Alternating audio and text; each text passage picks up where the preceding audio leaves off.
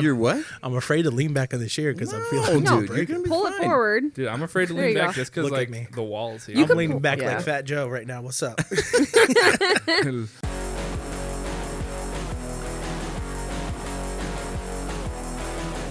Oh my God, we're at the Dukes. Oh my God, yeah. Oh my I heard the Dukes God. are pretty nasty, I wish. Apparently, that's just Alan's but like breath. emotionally nasty. Like, Like you they're heard. gushing over each other in text messages. What? Not anymore. Not anymore. Yeah, that's a lie.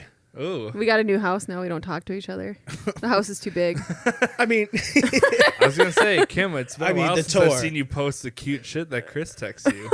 ooh, So what's happening? Is it too scandalous? Are you afraid to get zucked, or is something happening here? Welcome to Dr. Phil. I'm I was gonna usually say, I'm usually the one that takes the screenshots. the thing So- is Chris is self-conscious lately, so he's Whoa. Hey, look, we're already taking. Like, they're- welcome to the Two Bears. they want to A know new what's going podcast. on. So I was Oh gonna wait, I just be think it's honest. already taken by I don't know. Lately, I felt unloved. So yesterday, I'm like, I'm gonna leave the house. I'm not even gonna tell him where I'm going, and I'm just gonna be gone for a while and see if he notices. And he finally called me when I was down in Fridley, and he's like, "Hey, I love you." I'm like, "Yeah." He's only saying he loves me because he's podcasting You with his. told me.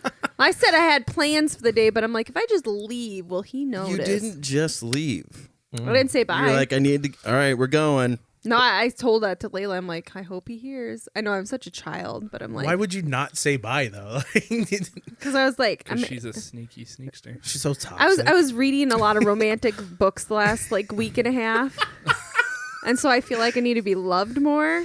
God, see, those things That's not are Chris's like. That's the thing. That's the thing about romantic books. It's like it's a double-edged sword, and it's like it's either really good and you learn a lot from it, or it's bad and then You're like, I you're want just like, that. I want this. Yes. You're gonna do this without me telling you I want Yeah, this. figure out what I want, but you don't know Oh, I what tell him what I want. I am very. Oh This is yeah, what I want, with yeah. all of the things. I just say all the time. I just want attention. I want to be touched more. I want we just come here and attention. we're like, let's Look, break them up. We want this house. We can't afford to break up.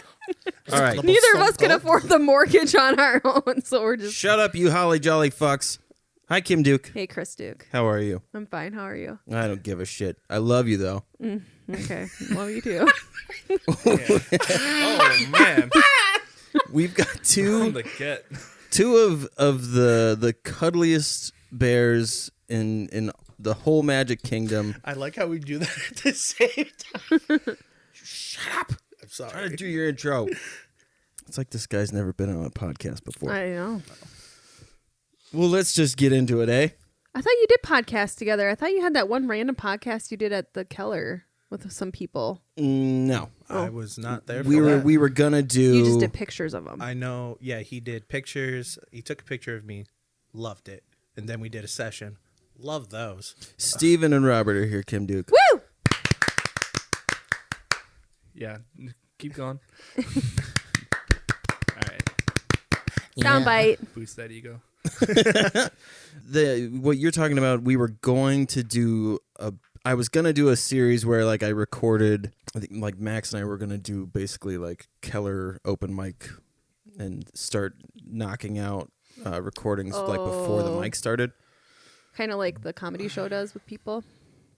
Or not the comedy store. That's what I meant. Oh, the Comedy Store. That's after hours. Oh, okay. Sorry. Or non-working hours, but similar vibe. Yeah. Steven, you're not from Minnesota originally, No, right? no, I'm from Philadelphia. From Philly. Mm-hmm.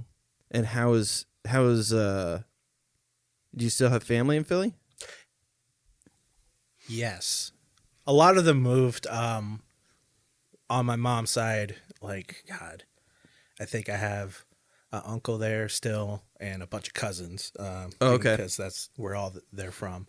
But other than that, like all my uncles and my aunt, like my uncle on my mom's side and my grandparents on my mom's side moved to I believe it's Johnstown, Pennsylvania. So it's Okay, yeah. up in bumfuck nowhere. Mm-hmm. And then I have a bunch of people on my dad's side who is still in Philly. But then I have family out in like Georgia and Las Vegas and like just all over the place. Like I would go to like these reunions and like meet a new cousin every time. Well, that's cool. That's wild. It's just huge. Yeah. What percentage Cambodian are you? Excuse me? Are you not? No. It's a fair question. We had you on because we thought you were Asian. Is that not? Wow. Is this wow? Well, this is a waste of it. Is it because he's best friends with Adrian? Is That's that where you're what getting I this was from? about to say. No, I work with a lady who is from Philly and she's Cambodian, and she was talking about how there's like a big population of Cambodian folk out there.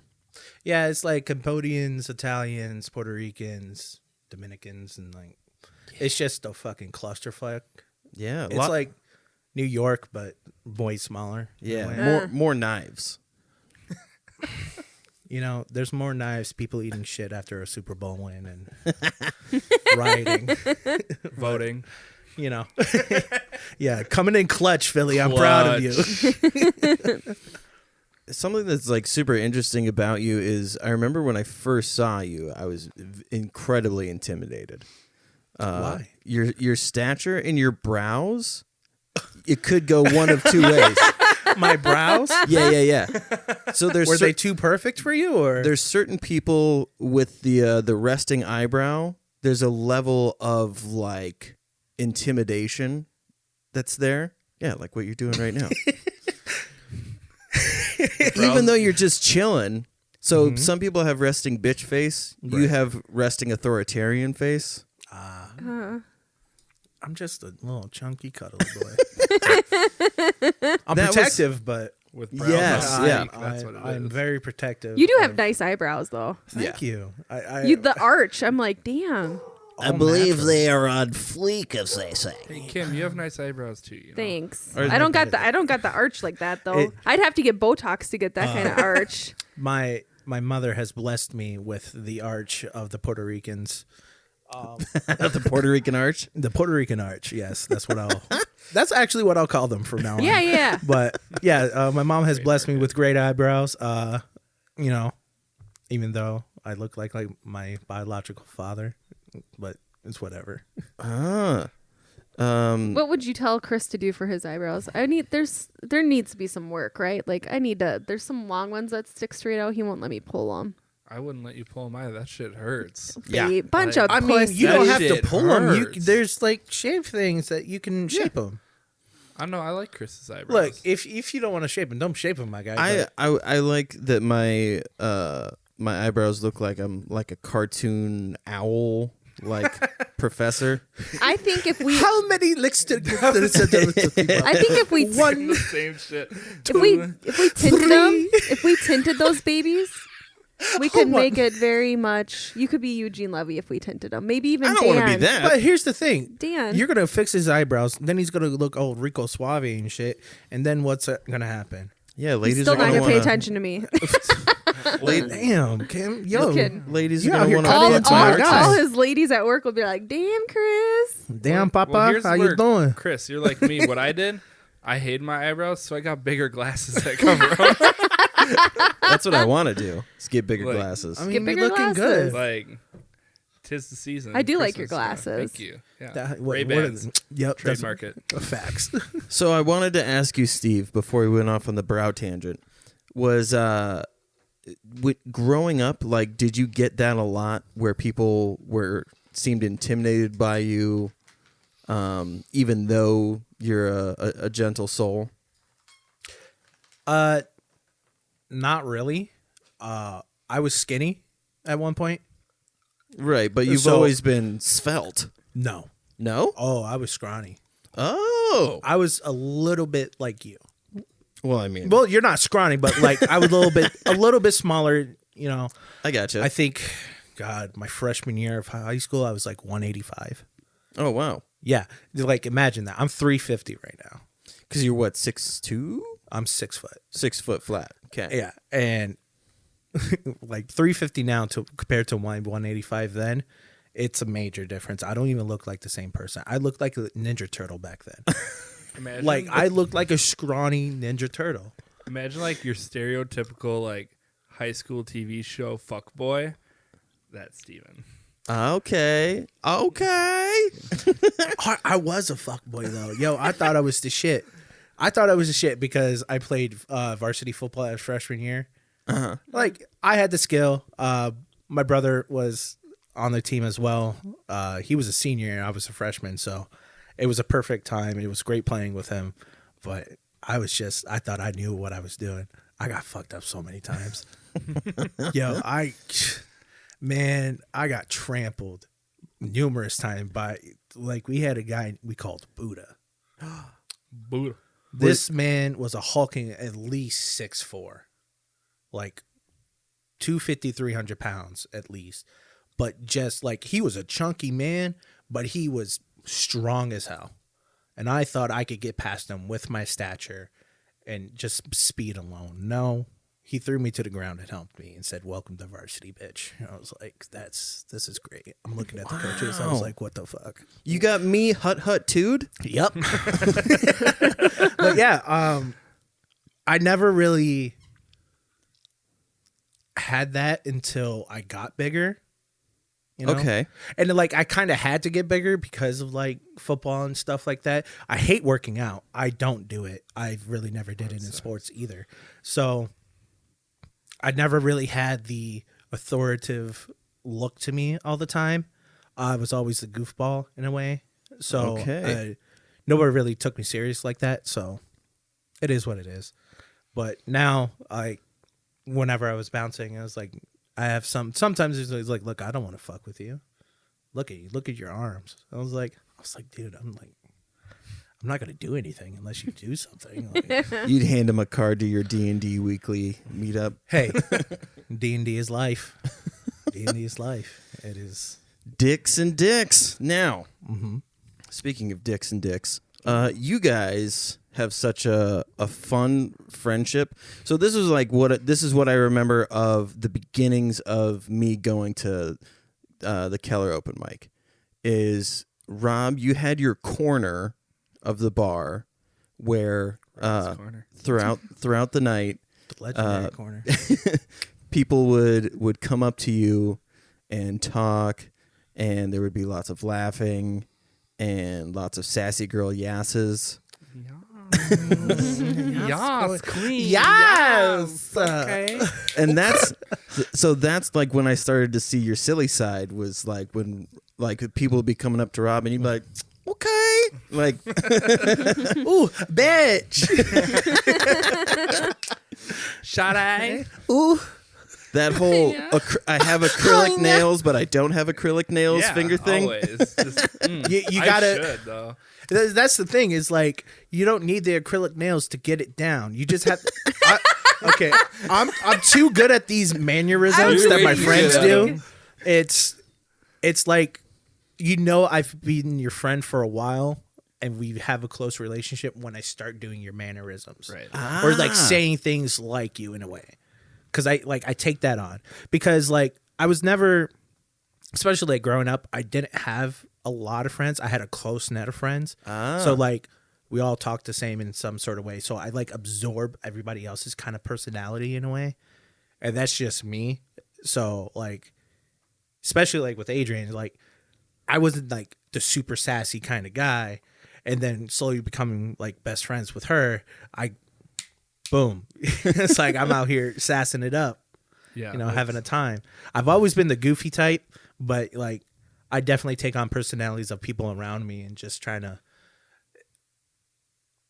uplift myself in a way. Yeah, like, well, I mean, it's a way of integrating yourself, because when you do, because I do that too. When you do stuff like that, you find yourself in sync with the other people a lot faster. Right. I think the only thing that I have not got into was like, and this has been with all of my friends, like all of my friends are super into music.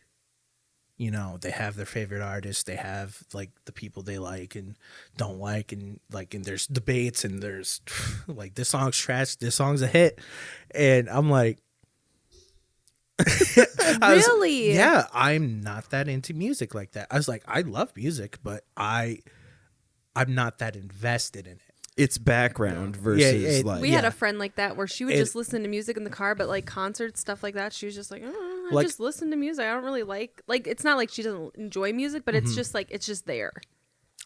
Yes, like I have my phrase, like I like reggaeton and like R&B, hip hop, old school R&B and hip hop as well, and then I have like Robert who like is putting everybody on to like whatever, and then you got Adrian getting into Blackpink, and all of a sudden I'm out here like bada bing, bada boom, bada bing, just singing their songs out of nowhere.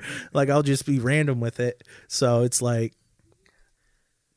it is what it is. I've never like had that much passion about music, but all my friends have, especially here in St. Cloud with like the local environment. It's such a like weird dynamic. That is almost. so weird to like, think for like, all of us, because we're like so in, we're like this is what we do. Yeah. And we're like, how do you not care so much about this? But then it's like Steven plays D&D, and like a lot of my friends do. I'm just like, I'm sure I would love it if I got into it. Okay. Oh, and Robert, you would they're be all just fantastic. like, you would be, and I'm like, I would get too into it, and I know I would, and I'm like, I just don't have time. Another thing to add to your plate, kind of a thing. Yeah, so I'm like, look, it's like the thing so is like that's your guys' thing, like and you need, I think you need friends where it's like that's your thing. Like we don't have to do fucking everything together. I don't need to like everything you do. Fuck it. Like I do have this thing where like I feel left out in a way. It is like, damn, I was like, I wish I knew more about music, but like, it's just like, it's too late now. I could have had that growing up and like actually been passionate about it. Like my brother was a DJ, really growing up. Yeah. And it's like, he had his whole thing for a while. And he would like DJ like teen dances and shit. Oh, okay. Gotcha. It wasn't worst anything. dances. So lots of Usher songs then, yeah.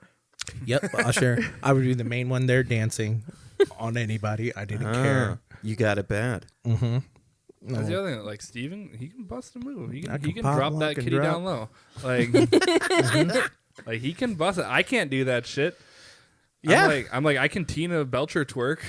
And, I mean, I'm out here pop locking. I'm just like, ooh. like I don't do it too often. And like when know it comes to dancing was a big thing I was into, especially growing up. I always loved dancing.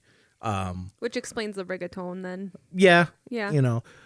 But like especially I grew up listening to it, so it's just like fucking Daddy Yankee, Don Omar and shit, just fucking Aventura and just like a bunch of different shit. That I'm curious now. I hadn't thought about this before, but St. Cloud has a vein of like very fluid, like there's nobody is any one thing. They're like 10 different things. Whereas in like your what's it called, nuclear setting, so like jocks and emo kids and that, like they're over there, this is over here. Whereas St. Cloud, like there's like everybody is all of those things. Like Adrian does burlesque, but is also into football. And she just got into Yeah, fuck. don't give her too much credit. I have just but the thing is like but even being willing to go into Right. football, like, you know what I mean? So like I'm curious, like were there things that you were not even aware of that you got put onto because of being in that setting and having the friends that you have? So like when I first moved here, strictly hip hop, R&B, and reggaeton, and like stuff like that. I didn't listen to country. I still really don't listen to country. Thank you, Kim.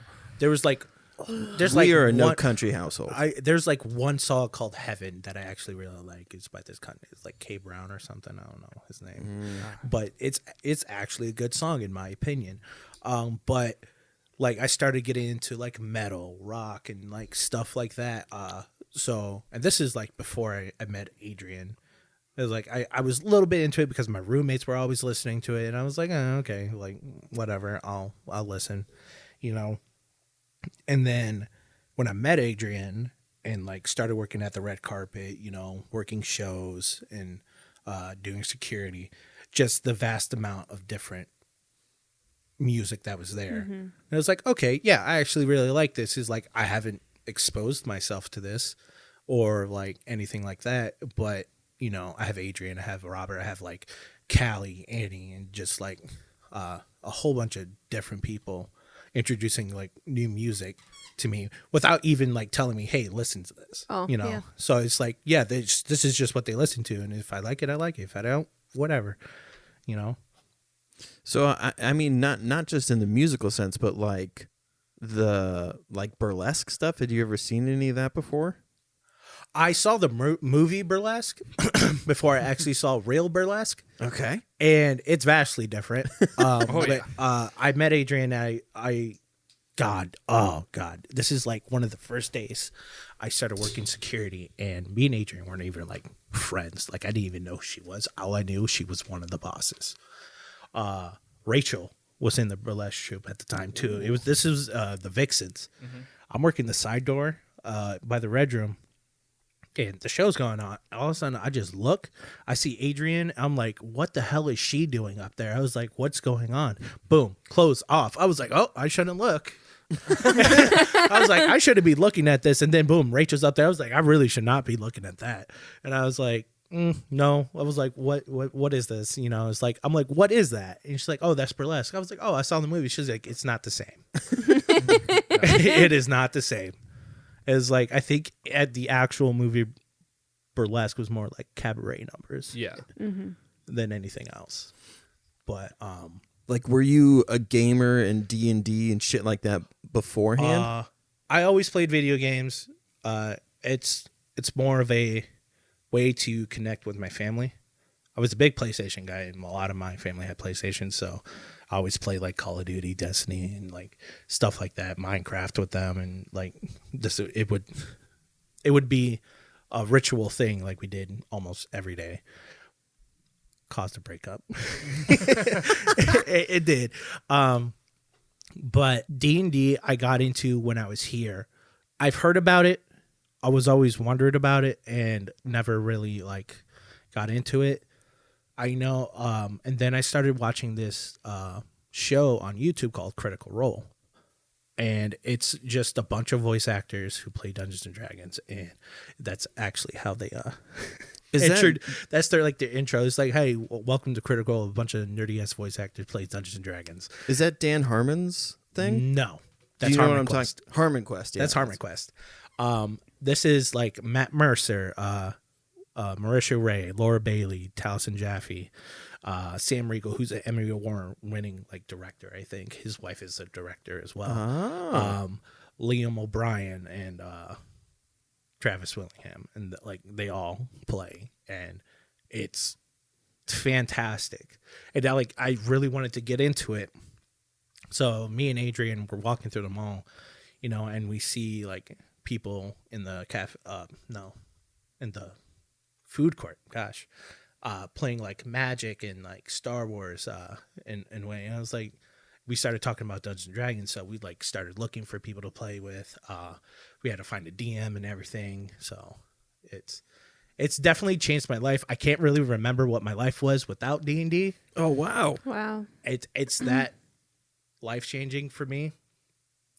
It's just becoming so emotionally invested into it, because you create these characters and you're going through these stories and you have your triumphs, your downfalls, and like, you know, and every character has a little bit of you, you know. Yes, you can put their personality in where you want, but in every sense of the word, or every sense of the game, and creating your characters. I'm breathing in that air freshener. It's making my throat hurt. This mic smelled really bad, so I sprayed it with an air freshener, and now it's like, well, look, you just inhaling. Yeah, Alex has halitosis. In every character you make, there's a little bit of you, you know. And what's great about it is you can play whoever you want. You can be whoever you want, you know. You can be who you aren't in real life, you know. It's like, I want to be this person who helps everybody and is there for everybody, and you know, it's making a change, you know. or you can be this evil person who's just really selfish. You know, you can act out your selfish desires in these games, and I think it's a healthy way to like go about your life in a way. I don't know. Well, yeah, you're like just you're manipulating, or you're playing out the emotional spectrum that's possible in life. Right.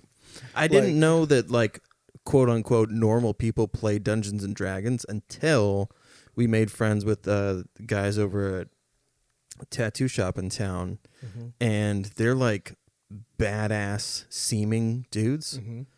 And I remember I was saying that we were going to do photos like after shop close or something like that, and the boss was like, I got my D&D thing I got to do, and I was like, real what? it is. I thought it was a joke, like, but yeah, Well, and I'm like the same way, you know. Like you look at like movies and shows, and that's the nerd kid shit. yeah. Right. You're like, I'm too cool to be doing this, and I'm like, here's all my friends that I know are badass and cool, and they're just like, yep, no, we're not. We're playing D&D for 12 hours. See ya. But the great thing about D&D is it's such a broad spectrum of people. Yeah. Yeah, for Like sure. I've heard many times, like, you don't look like that type of person. I was like, well, I am. I'm very into fantasy and like stuff like that. My favorite part of any game is character creation, because I get to bring to life an actual person. Yeah. Have You you know, in my head. Have you gotten the new Cyberpunk? No, that character customization is crazy. I've seen some videos. Yeah. Actually, Sasha Grey is streaming now on Twitch, I believe. The guy who played Borat? Google everyone. If you don't know, Google Sasha Grey. She made herself in the game. No, she used to be a porn star, right? Yeah. Because And- I think does she have a podcast now too? She's still very involved in the industry. I think she's more I'm like not directs sure. and produces. But yeah. it's the customization is so advanced. Like, you get to choose your boob size, your nipple size, you get to choose your penis size, and it's that real. Yeah. And I'm like, okay, like, this is wow. And I'm surprised, like, these platforms actually let them stream this game, because there's such a ban on like content like that. Yeah. There's not supposed to be nudity, but then you have this. So it seems With wild how much as you fuck. like fantasy stuff and all that nerdy stuff, I'm surprised you don't do D&D. I don't have time. It's See, true. that's huge. That's the big thing. Yeah. The biggest thing and the biggest complaint in the D&D community is time to play, because you have to schedule around everybody's work schedules, life, and everything. Like, I'm lucky enough to have a Sunday thing where I play every Sunday with the same group, and I've been playing with them for almost either 2 years or almost 2 years. Wow. And it's been every time, unless something comes up, family stuff, or like we'll cancel, or we'll still play without that person if the story is not really involving them in some sort of way. Yeah. So Yeah. it's a very much, because I play in two groups. So I play with Adrian Oh. and Callie and Sandy and Hunter from the Red Carpet, and Liam's our DM, who is also our old head of security. Oh, yeah. And we all play at the Red Carpet sometimes. Lately, we've been playing over a website called Roll20, which, like, you have maps and everything. It's a whole ordeal. But sometimes it doesn't work out. It's like, work schedules get in the way and everything. So with that group, we planned on different days. So it's like, if everybody has off on a Tuesday, we'll play then. Or, Okay. That's cool though that you have something where you still get together with people and do something, and It's very fun. it's like your book club kind of. Yeah. Have you ever watched Dwarven Forge? It's a documentary about a guy who makes landscapes. I've heard of Jordan Forge. They are a sponsor of Critical Role. Oh. Very cool. They sponsor Critical Role ever so often, so they provide them with like battle maps and everything. The DM Matt Mercer creates everything, but they give them the pieces and everything. And like sometimes those things are super elaborate and it's crazy. just It's wild, man. just the art of, because it's like you got to paint a lot of like those minis and like the world pieces. You really don't have to paint because there's like a set theme for like a lot of them, but like mini painting, that is a skill that I will never acquire. That is patience that I will never acquire. Like I have a mini that was painted for me by Josh. And just the detail he went into it was crazy. There was grass on it and everything. It just looked very real, and just like there's wear and tear on the armor. There's like, stuff. And it's like just that kind of skill set, and that community in itself is just mind-boggling. Yeah, it's wild. Yeah, watching that documentary, I was just blown away because they hand make every single thing that's in these worlds, and there's maps that can come with it, and you can remove like cobblestone, and there'll be rats under the city, and like it's fucking bananas. They actually have there's another show on YouTube called Worm Life, which is for the company Wormwood, who also I think coordinates with them as well.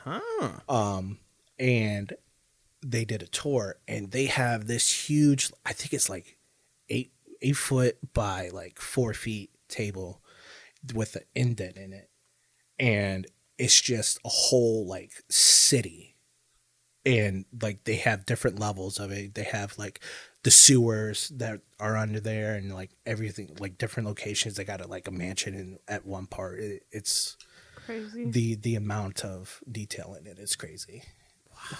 And it's like so much immersion in that, but at the same time, there's like you don't need that much, right? If you're into that, by all means, that's a costly habit to have. That was the other wild thing that I saw. Like they show like the beginnings of Dungeons and Dragons, and how it was just pencil and paper. Like there was no figurines, there's no nothing. It was all like memory and what you were willing to write out. Note taking is a huge part of it.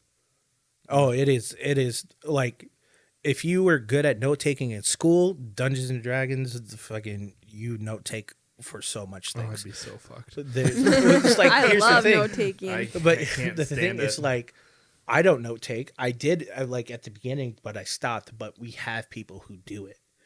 Yeah, so like sometimes there's a designated person, like the scribe, that note takes like the full session and important points that we need to remember. How much does that pay an hour?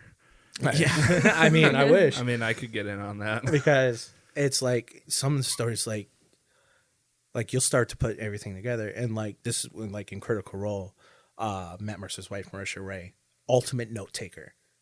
She was fucking calling back shit from like episodes earlier in the year, and like she put all these things together and actually pretty much figured out what's going on, like with a certain character, and just like recalls to their session before, and just like the emotional connection these people have, and just the acting skill.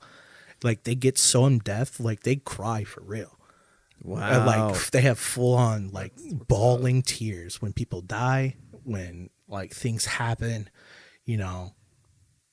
This just sounds like a Netflix show, and he's just pulling it from YouTube. Like, Yeah. Which is dope though. Like they're it's sick. so Critical Role is so good, and like just the community is just fantastic. There are some toxic ass people in there though, but it's so fantastic. They actually have an animated series coming out on Amazon, so they're working on that right now. They're working with I think it's called Titmouse. Yeah, they're working with Titmouse to create their D&D games. It's fucking awesome. And actually bring it to the screen. So damn. So that it is going to be the first ever animated show that is transferred from D&D is transferred from. Like Harmony Quest is kind of, but that's like on the scene. This is a lot more detail, a lot more things into it. But it's fun. I think Robert would be absolutely fantastic into it. your boy's only day off is on Sunday. And they're like, that's when we meet, especially like when bars are open. I'm working 6 days a week, including doubles on Friday and Saturday. And that's okay. That's fine. So I'm like, I really don't got time for this. Yeah. And I would totally fall in love with it and get absorbed really into invested. it. Fucking And I know I would. Bards. So it's like Bards dangerous. the bard is your class all the way. It is the horny, musically talented, the I'll take the jokesters, the pranksters, fucking just the goof man of the. So the they're group. different. Like, what do you mean when you said that? Bard. Yeah. Oh yeah, there's different classes. So now when you meet people, do you in your head put them in classes like, if you play D&D, you'd be this person? Oh, that's funny. Like the Myers-Briggs. Oh yeah, I typecast them in a way. Yeah. But yeah, in a way. You know, Instead of going for astrology, he goes straight to D&D. Not what's What's your your Wow, horoscope? you're such a fucking bard. I mean, yeah. That's you know, funny. That would be hilarious. It's Bard season. and I can't hear myself. Oh, sorry. Go again. Oh, I think I got. you may have unconnected. unplugged it. All right, do Kim and Chris. What Yeah, I are want they? to know what I am. Start with Kim. Kim, what are you into? Just generally. What am I into, Chris? I I always have to ask Chris because I don't know myself. I like music. Music, nature. You know. Sure, yeah. That I need a definite. Okay, answer. this I is need my life. accuracy. I clean and I Okay. work and I take care of the kids But and I that- listen to music. No, what are you into? Like, That- what that's is my- what is your passion? Guilty pleasures. What- I Anything. don't, what's my passion, Chris? She likes emo She's music. passionate about complaining about those things like she's not into them. Gosh. How does that Amazing. describe? This is like when people are like, "What kind of hobbies do you have?" I'm like, I don't really have any hobbies. She's a mom. That's her hobby. That's my Yeah. hobby. Yeah, and I love it. That's the you things make I it like hard. to You do. make I it know. I'm a caretaker. Cleric. Okay. She's Life very cleric? specific. Like if I try to help out with the cleaning, I'm not doing the cleaning right. Does it wrong. I can't even have a cleaning lady. Well, because I can't afford that. One and two. It's my coping skill. I love to clean. I love to take care of understand. things. I'm a night cleaner. Okay. Yeah. When I'm pissed, I like to clean too. Ooh, that's the best cleaning. The spots I everywhere. stress eat and clean. Yeah. Yeah. Ooh. Amen. It's You horrible. stress clean that plate off. God damn. Facts. Clean Plate Club, holla. What about? Yeah. I don't have hobbies. I get really invested in like Netflix shows and stuff like that, and then music. But that's it. Yeah, I mean, I would say she has taken on the role of caretaker ever since she was like 14 or 15. No, before that third Are grade. you religious at all? No. No. Nah, yeah, that's fine. But yeah, cleric. They're religious, but like Okay.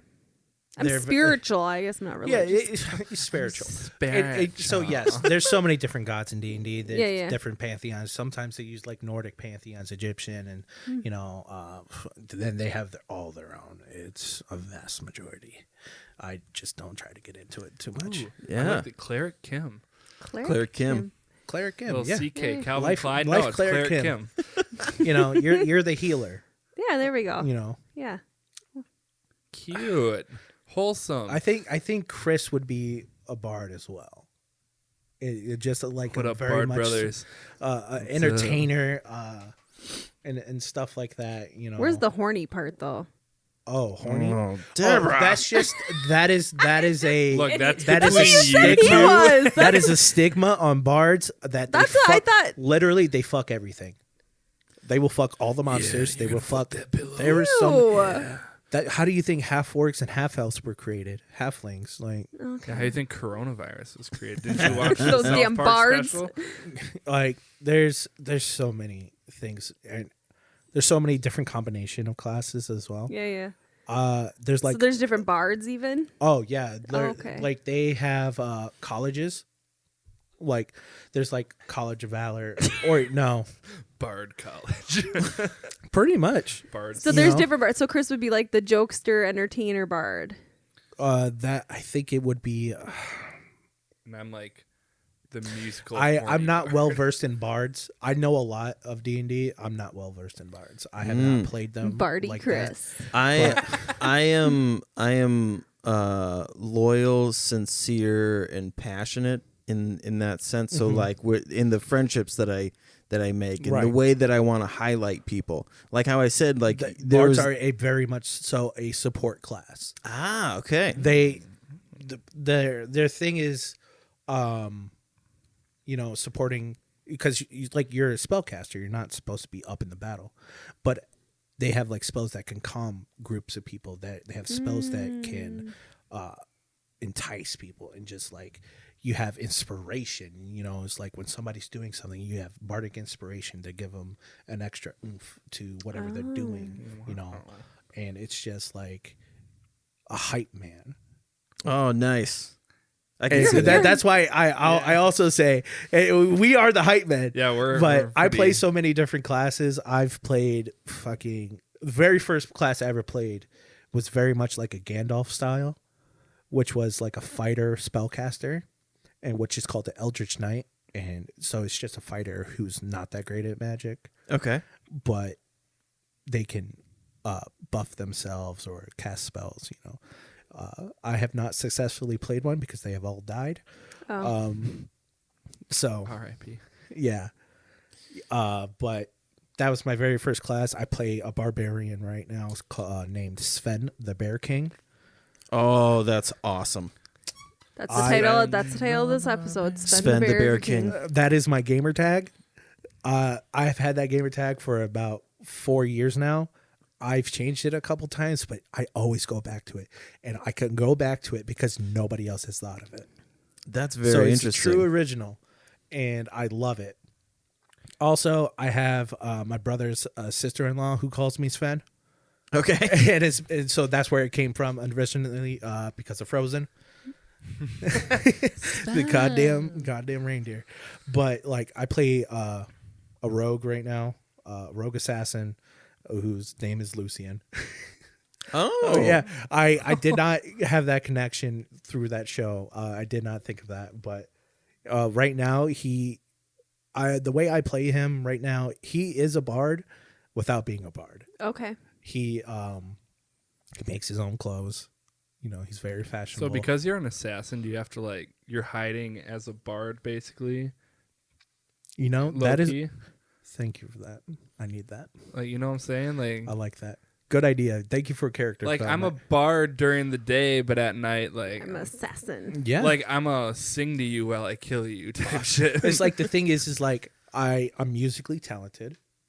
I'm talented with art, just in general. Performance things I am very good at with this character. I make my own clothes.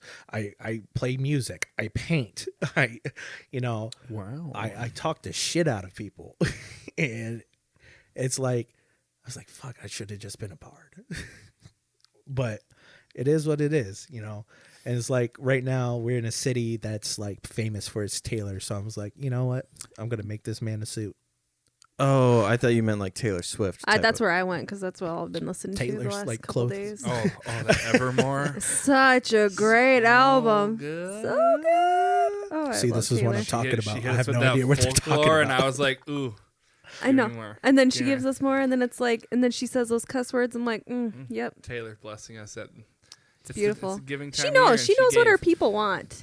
And she really gave. does. She gave. We didn't us. even know we wanted folklore, and she gave it. And then we didn't even know we wanted this, and she's like, have a little more. Huh? What a great gift for Christmas. Right? This is how you get addicted.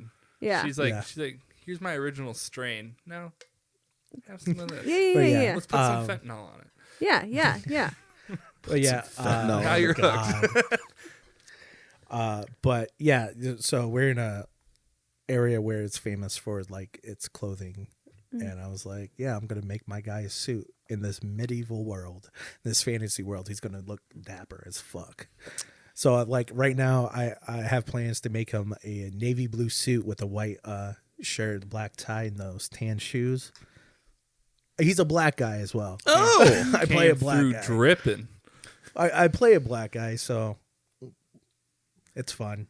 So it's kind of like your real life where you're trying to play a black guy.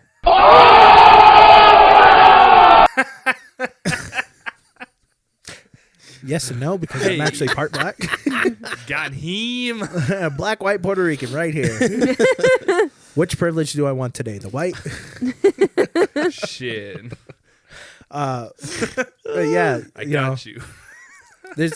I get so into D&D. I spend so much money. Dice are just the dice alone is a real addiction. I have all the books, which is like over like $600. Wow. Of just stuff. I shot a wedding that was D&D themed. Ooh. And Ooh, what gun did you it was a gay wedding. Nice. And the officiant was ordained in God, what was it? There's like so you can have your marriage license or your ministry license in any type of ministry. So hers was Harry Potter. And they recognize Is this that? a legal marriage? That's legal? Funny thing is the I two wanna ladies get that got ordained. married are lawyers. So they knew. Oh. They know it's legal. What? Potter Yo, religion? let's do some shit like that. So Just randomly marry people? Be ordained. Harry so Potter. before they did their vows, they brought out this huge die to roll for who gets to Go first. go first. Roll initiative. Yes, roll for initiative. Mm-hmm. First one was a 4. And they were like, and you could tell. horrible. Trash. So the whole party, like everybody that was at the wedding even knew. Because the 4 hits and everyone goes, ooh. And then That's how you know you have great D&D friends. and then the next lady rolled and she got a 1. A natural one? And everyone was freaking out. Doomed to marriage. And the officiant was like, I almost have to cast what the fuck did she say? Oh my god. Revitalizing or some Revivify? I can't remember what it was, but like I almost have to God, I know cast too many spells. cast something so that she doesn't die, basically. It's either spare the dying, raise dead, revivify. But it was hilarious. Like and they were all about it. Like It's there They're like, what the? was Chris was probably super getting into it too. Oh, I That's the thing. loved He it. loves shit like that. that's the thing about D&D. It affects you so deeply and in your life that it's like it just becomes a part of you. Like I said, I don't remember my life that much before D&D. And Chris loves being around 30? people that are passionate about things Yeah. like that. So like he like is just like, whoa, where I'd be like, what the fuck?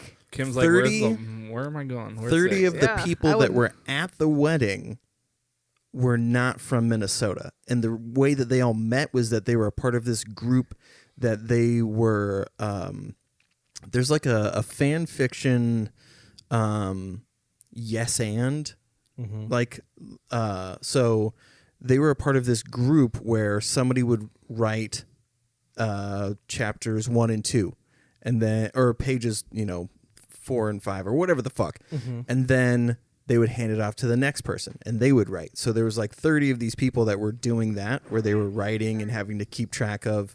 And that's how the two ladies met. And then these people were so fucking close that they all flew out for this wedding.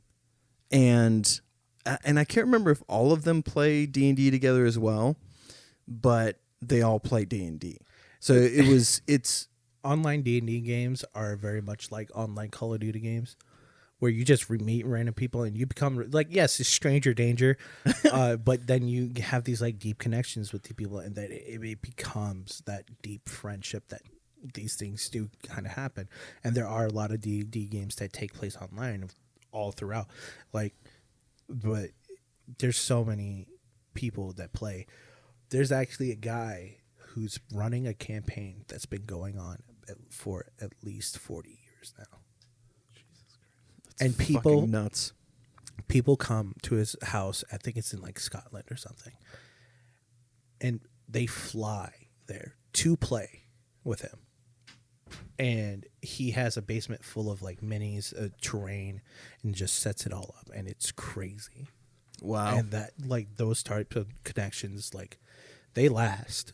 You know, if you really get into it and you just have that type of group, they last. And it's just like, I feel like I can't believe that there isn't like a virtual reality branch of D&D, because I feel like that would be like, imagine like, did you ever play Skyrim? oh, a fuck ton. Could you imagine if like the level of open world, but in Skyrim or in Dungeons and Dragons, and then being able to like, I think there's actually something for VR in the works, but it's like an indie game type deal. Like, okay, and somebody was telling me about it. I can't remember who, but like it's a huge task just to like set up the world and, you know, its situations, the characters and everything that you're going to encounter in it.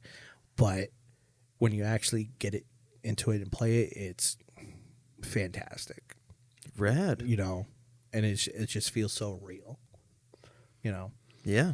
like the again, the emotional connection to it is so deep. Like I had a character die in the group that I play with today.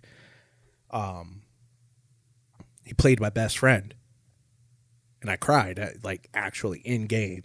You know, Oh, wow. And I was crying. I was like, as a person, I was like, fuck, you know, it's my best friend, and he died. You know, Yeah. and like you connect those types of situations to like real life things. You know, it's like if you Yeah. had somebody pass away, it's just like boom. And people think that like this is nerdy. I get that. Like watching movies and TV shows and That's all that. exactly Like where I you was get gonna so go. invested in these characters, and when they pass Exactly. away, like I cry all the time during movies and reading Exactly. books and stuff. Dude, all I just rewatched all the Harry Potters, and I'm like, I'm crying. Like Mm-hmm. book 4 throughout, I'm crying in every one of these movies, and I Yeah. know exactly when it's going to happen. I've seen these 30 times.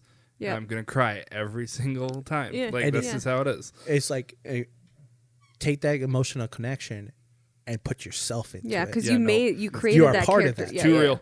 You're Yeah. part of you're actually there at Hogwarts, going through those battles, Nope. going through those trials. Yeah. You're actually in the end game of with the Avengers, and you are helping them. But some fucking Spider-Man dies. Man, How do you? Chris lost it when Oh. he was like, because When he died, I it was almost cried like my that heart out. father-son thing, and Mhm. That connection. That Yeah. I was like, wow. The Like, thing what's that I got, happening to me? like, it was, I don't feel yeah, so yeah, good. yeah. When Oh. Yeah. exactly I was like, no, no, not my boy. when he was saying sorry, like that, you know, he felt that he had let Tony Stark down, like that whole. Like, oh, I'm sorry, woof. Mr. Stark. Like, I'm so sorry. It's like, you know, and I was like, this is none of your fault, my guy. Right. Exactly. This is not your fault. Plus, like, it's You're out Tom here Holland. being He's great. so fucking cute. Like, he's so little. You're like, don't die. you're like, you're so precious. He's a walking spoiler. Yeah. He's a walking spoiler. Okay, if you man. haven't seen it by now, you deserve it Yeah. to be spoiled. Well, yeah. We're on 3 years. Oh, Well, it's for you're It's on talking streaming about- services. You're talking about how like him and He's him and Mark Ruffalo. Yeah, like, Mark Ruffalo. spoiled movies because Yeah. like in their interviews, it's ridiculous. it's very. I'm funny. just glad I don't watch those things. Yeah. You know, the only things I watch on TV is like New Girl. I mean, get So good. So Such a good show. get back into the nerd stuff. Did you guys see all the trailers for like the Marvel Dude, movies they and everything? just dropped. Like ton they're just of like, them. Oh, here's yeah. Marvel, here's Star Wars. I'm like, what is happening today? Oh my god. For real. It's like And- they knew we needed it. They announced like She-Hulk. They announced Miss Marvel. They announced like we've known that There's- Christian Bale was going to be a part Right. of. Thor, Love and Thunder. Yep. God the Gore Butcher. Yeah, I saw a Or picture Gore- of him. I was Gore like, the God "Jeez." Butcher. Yeah, I was like, holy shit, this dude is crazy looking. Oh, that series, that story arc is the. I'm bummed that he's gonna be like just a villain in the thing because his story, Gore the God Butcher's story, is so fucking incredible that like I hope that they do it justice because Christian Bale is absolutely the guy that Oh, could yeah. fucking make that character have as much depth as he needs. But Oh, for sure. God, what I was gonna say, I don't know. that's okay. Yeah. We've done a lot of nerd things. Oh, I know. The Marvel What If. Oh yeah, I'm yeah. excited for that. Yeah, the animation's kind of weird to me and the way it looks, but just the whole what if factor, like T'Challa becoming Star-Lord, Yep. Like, that's crazy. Well, having Uatu the Watcher be in there too. Do you know who Uatu the Watcher is? No idea. He's one of Me and you are the just like, Celestials, isn't he? No. He's a part of a race of beings that like time is Irrelevant to them. yeah, exactly. So like, and they have the capability to launch civilizations forward in these crazy ways, and they really only they were supposed to just be observers, but they started interjecting into things. And shit got all fucked up, and Uatu was like the last person to try and do something good, and it backfired on him. So now he doesn't speak. That's what was weird about it. Must be like a telepathy thing. Like, he probably is. He's like, I am the Watcher, you know. Yeah, because so if something like Endgame, right? Something that insane is about to happen, he shows up and watches to chronicle it. And He's the chronicler. But like the Eternals, I think, is a product of that race, you know. Just because are they? I believe so, because the Celestials had made the Eternals, because they were going to different planets trying to bestow powers onto them, and if they weren't going the way they wanted, they would destroy the planet. Oh, that's from what my understanding, what I've heard. yeah, these guys are separate from that, because that was more in the sense like there were some Celestials that had created races where they wanted things to advance, but most of them, it was like the planet just needs to have as much life as it needs, Right. and then because eventually we just want another Celestial to be born. You see, Robert, when a Celestial is born, the planet goes kapoop and blows up, and then boom, Celestials like wah, wah, all throughout the galaxy, and just does the whole fucking thing over again. Just Thanks. birthing an explosion Now, of the planet. for as much nerd shit as I love, I've seen less than half of the Marvel movies that are out there. Excuse me? I do not get into the superhero thing like a lot of people do. Sure. I'm very much like Star Wars, Lord of the Rings. Like I loved Game of Thrones. Like a lot You of should have saw medieval the stuff. Like package I when, just opened was Lord of the Rings for Landon, the book love it. series for him. oh, good for you. Landon That's loves- a good mom. He read all the Hobbits like 2 years ago. He's in Oh, sixth it's grade, so so in good. fourth grade he read all of the Hobbits. You know, in fourth grade, I tried to claim that I read The Hobbits to You're my like, teacher, nah. and my dad had it. He's like, "You did not read this book, boy." I was very impressed. And then he read all the Harry Potters too before we went on our trip to California. And he He's going to be a fantasy writer. I can tell it right now. he's so into Minecraft. He is like his world's in Minecraft. that He boy gets in really into D&D. it. He's world I was building. just thinking He is. that. You are setting himself up to be a fantasy writer that has in-depth world building and character creation, and it's going to be fantastic. He's going to play D&D. I can tell it right now. He probably is. Maybe He I reminds should me just- very much of my older brother. So it's funny we talk about nerd stuff, and like I always made fun of my brother for being a nerd, but then like that's like he's so intelligent. But my brother was very much like that, and the way Landon talks, it drives Chris and me crazy because it does remind me of my older brother, but he has so many mannerisms of him. He What- just talks to you like When he's you're better around than you. people like that are like that, yeah. But he's He never just around my absorbs. brother. What? Never. That's what's so weird. That's what's the weird part. Is Wow. never around. Like Christmas once a year, he sees my brother. And Kim only fucked her brother once, so I'm not Gross. convinced that he's. What were you Hey. stuck in the washer? Hey, it was. What are you What are you doing, doing? real bro? Ugh. But yeah, Look, I mean, Kim, no judgment. You know, this is a free space. honestly, like the internet maybe not so much, but right here, we're okay. introduce him to D&D. Maybe he'll like it. Yeah, maybe. You know, DMs, they have a hard job, but from what I've DM'd once, it was horrible. How many I tried, DMs have but you done? Though? I was gonna say, have you ever slid into it? I've slid into multi DMs as a chunky boy. I have failed. But how many D&D DMs have you slid into? Yeah, that's what I meant. Yeah. I was joking about you fucking DMs. Yeah, not no. You I've up? made out with one of my DMs. Ooh. No, Jake. Okay, yeah, I've Nice. kissed Jake multiple times. it's okay. I've made out with him. I've a kissed lot. Chris multiple Yeah. times. I've kissed you. I've we kissed did- Chris. Then you Oh yeah, We did, yeah. that's funny. emo night. Emo night. God, I don't remember anything that night. I don't want to talk about it. It gives me such bad anxiety. I get Do you want to talk about it? No, not at all. Like, it puts me in a panic I've attack. kissed everyone in this room if we're going to talk about it.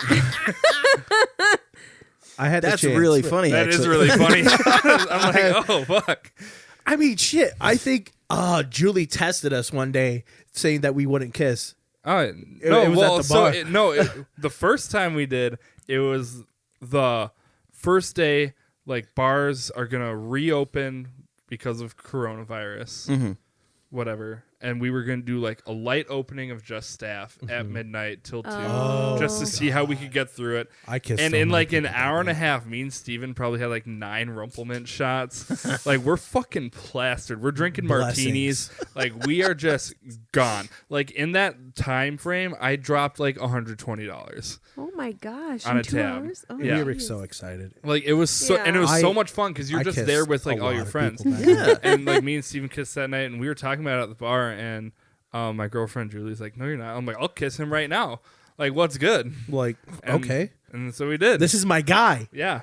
Like, if you ain't kissing the homies, what you doing? Facts. I'm out here cuddling with him. Speaking of which, so there's an episode that we're not releasing because we talk a bunch of shit about and other comics. Bleep. I hope you bleep that. Why would you assume that I'm not? I don't know. I mean, He it's bleeped my name out of the threesome story. True. Let me incriminate myself. Go listen back on that one. Yeah, go listen to the first. That's Adrian like our Mania. most played episode ever. Most listened to that episode. story is It's a time. It's a time. But I mean, like, you There's talk a lot of shit funny. justifiably so. Yes. Let's just say it. So we talk some shit, but I told the story because my first night back into doing stand up because I was gonna do this contest that was coming up at Sisyphus and I hadn't tested out my material in a while, so go there, and I went upstairs to see you because whoever was working was like, yeah, Rob's not down here, he's up in the Martini. She's bartender now. I was like, what? That's so fucking awesome. Advancing.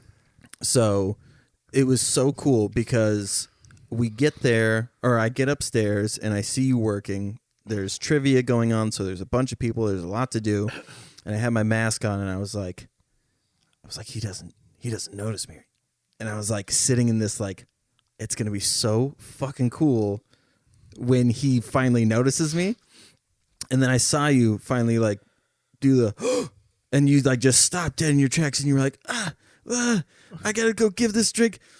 And you were like, do you want a drink? You don't want a drink. What? Yeah, I was like, I'm so excited. I'm like, can I get you? I was like, shit, no, I can't. Oh, fuck. I'm like, no, you don't do that. That's disrespectful. Oh my God. I'm so sorry.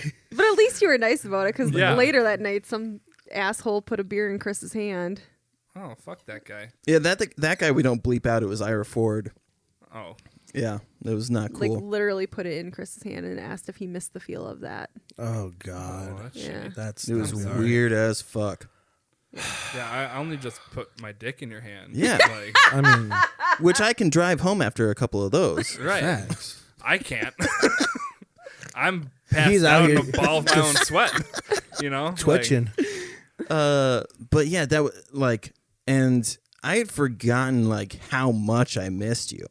Like, Oh, it was wild too. Like, because I Yeah. was just like, you're literally the last person I expected to see. Like, I'm like, my like ex from like 3rd grade could show up here, and I'd be like, oh hey, like I knew you'd come back, Right. you know. But it's just like because like I'm like, God, like no one from when like I stopped doing stand up like is really out anymore. Like they've all quit or they've moved or they're they're in the cities or Yeah. whatever they're doing. So I'm like, I just don't see anybody else for whatever reason that I'm working. So I'm like, yeah, I don't expect to see anyone from like kind of that little core that we had going on there. yeah. So I was just like, holy shit, it's Chris fucking Duke. Right. Well, like every Wednesday, if I saw you there, I was like, okay, tonight's gonna be a good night. It's my guys. Chris is here.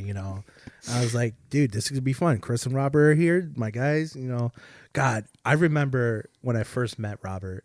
Is like we Yeah, were, let's hear about that. Yeah, come on. Oh man. I don't know. I never really got a I didn't give him a bard vibe. Right? I never got a feeling about him.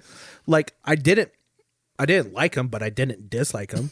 You know, That's kind of the standard. you know, it's like I didn't hate him off the right of the bat because like I do some people, but like then we started bonding when Ryan told the pterodactyl. The pterodactyl. The pterodactyl porn. porn, and then fucking Conrad went onto the fucking stage talking about his grandmother, Yeah. and we were over here dying In at Robert's these corner. dark jokes, and you caught pictures of it, and I Yeah. think I still have Oh, Yeah, I still Yes, have him on you were- Facebook. you were And that's there. when you guys were like, we're gonna that's be That's friends. when we like a first- true connection, It's and not then that's when we first like started to Yeah. be friends, and it's weird because like a lot of my really important friendships now, I'm like, where did this come from? Because like me and Adrian are now really close. She knew me for 2 years and like hated me. Yeah. I was like, I thought you fucking hated me. She I'm did. Like, I'm like, gosh, she's like a I bitch. wouldn't say she hated you No, because she's she definitely not hate, but it was just it was like we don't like, have like any like common ground to Yeah, like yeah. and like kind of like Now how look you at think you think Steven's intimidating. Oh and my like, God. If you don't know Adrian, you're like, fuck. Just like, Yeah. yo, Like, she's like, what do you want? What do Yeah. you want? And it's like, it's very much so. It's like I remember the first time like I actually started becoming friends with Adrian, and it's a phrase that sticks with me. He's like, "You're the only security guy does not annoy me." And I knew. I was like, okay, I'm okay. I'm doing good. Yeah. And then we just started becoming friends. So Yeah, but like even like my best friend, like he was my boss. yep. Like Interesting. he was my boss for a while, and then like that we like a workplace friendship grew, and then grew out of that, and I'm just like, and now we live together. Right. And Oh, no shit. Yeah, and so I'm like, he's not my boss anymore. Like, but it was like that's how it started, and it's Yeah. like it's weird if you like look back and you're like, Like you used to be How my the- boss. yeah, like how the fuck Yeah. are we here? So you just become best friends with your boss, and you're good, and you're set.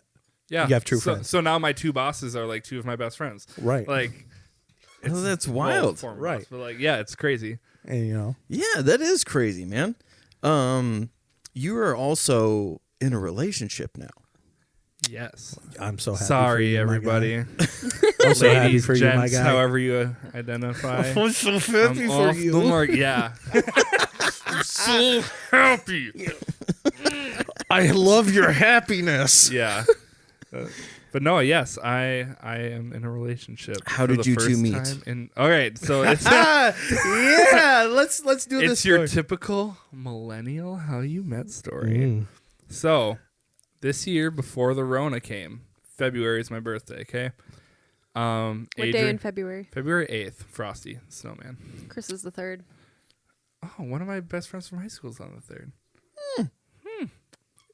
Are you my no?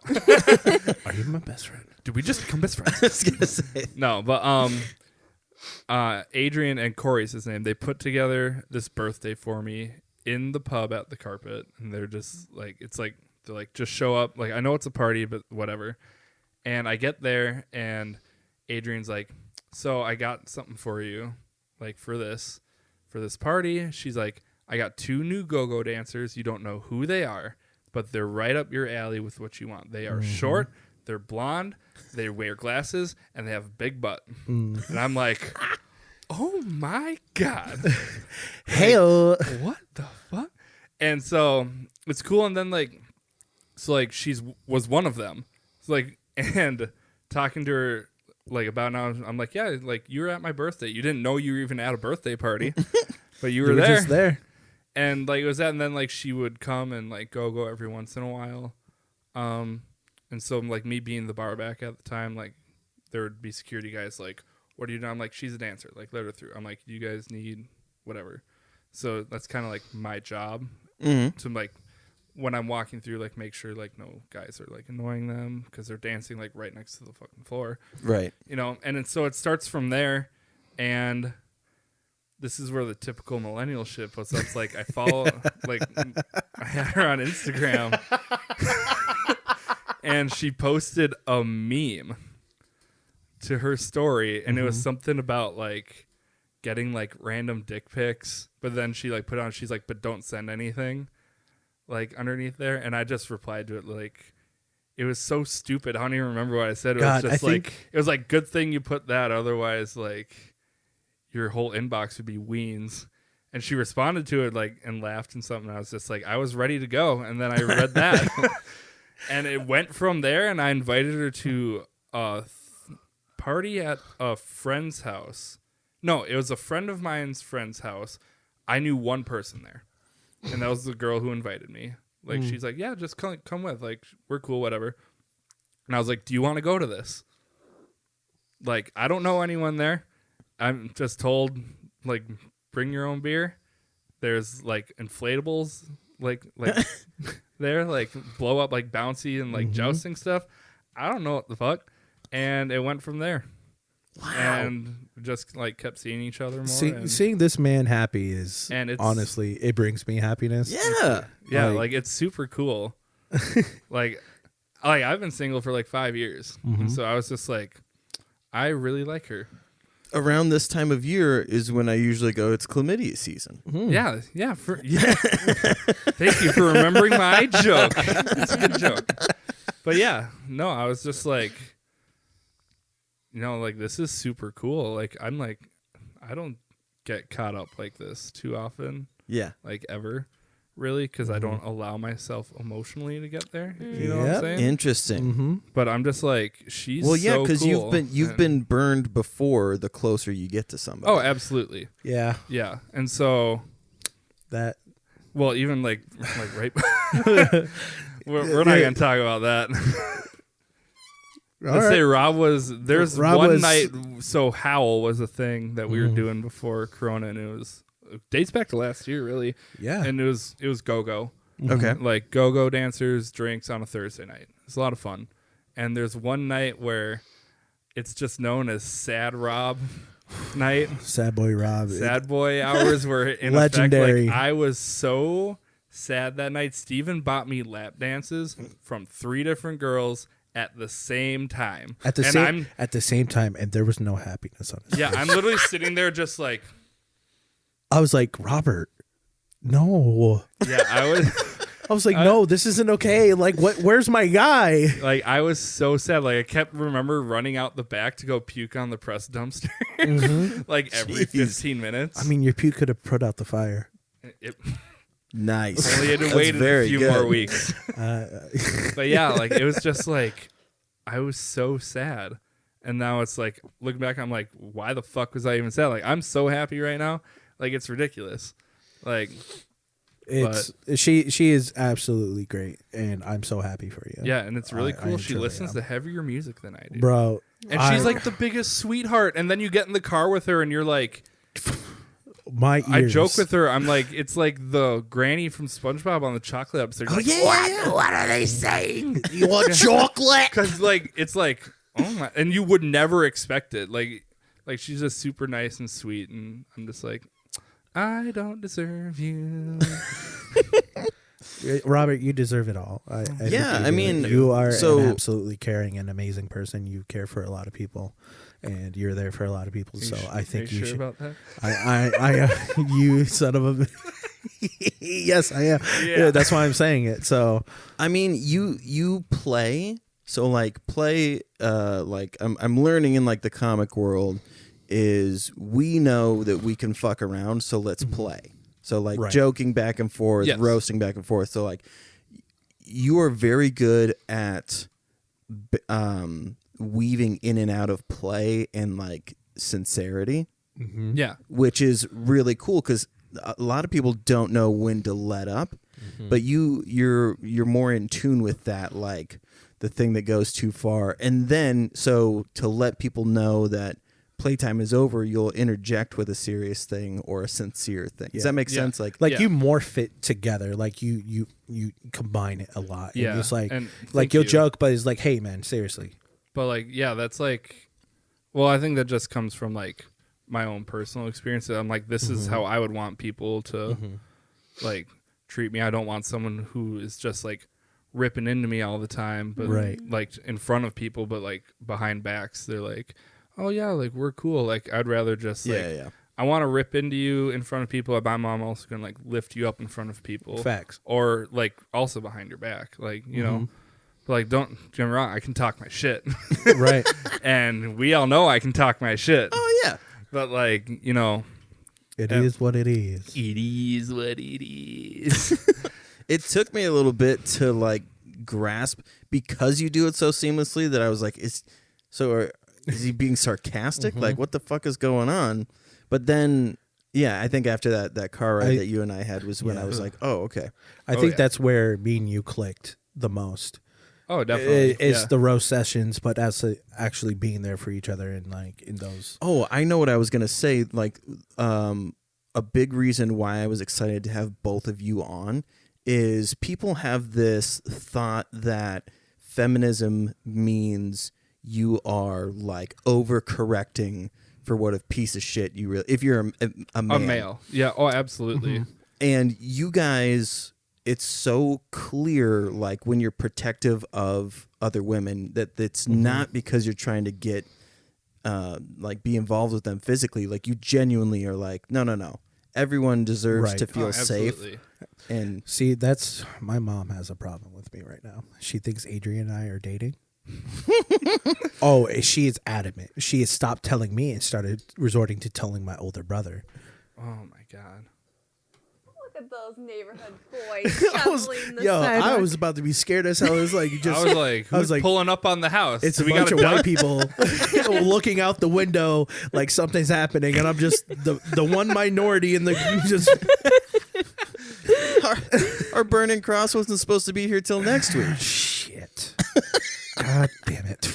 We want to like No, that's not for us. Put it in back. we kept making a joke when we moved here. You can tell the neighborhood driving into it, right? You can get the feel. Yeah.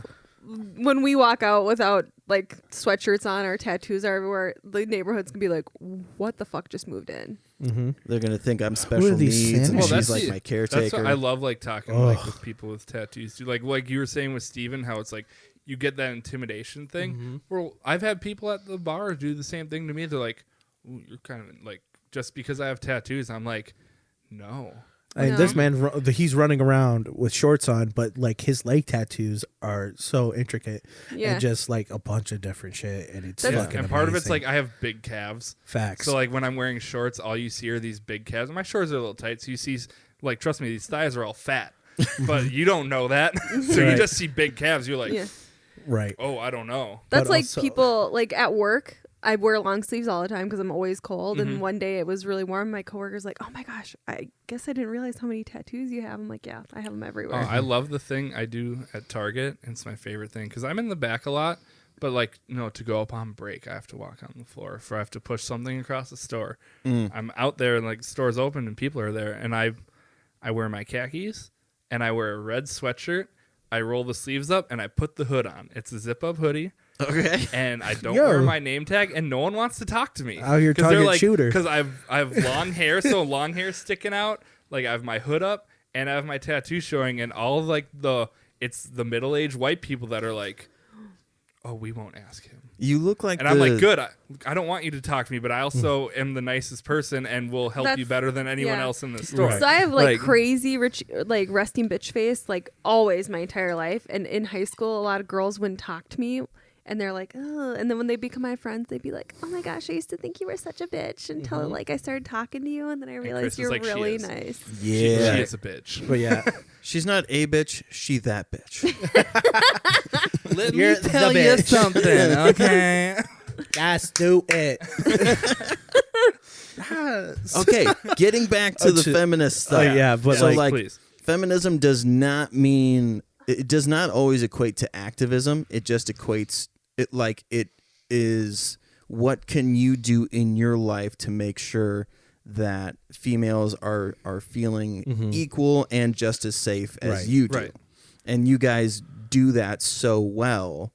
I mean, were there experiences in, like, I'll go with you first, like in your life where, because not everybody has that awareness to say, oh, that guy shouldn't be talking to her that way, or like do you remember? Oh yeah, when that I remember. This is great with you being here. So we were, God, there was a thing at the bar. It was before I started working there, and it was, I think it might have been a burlesque show in the event center.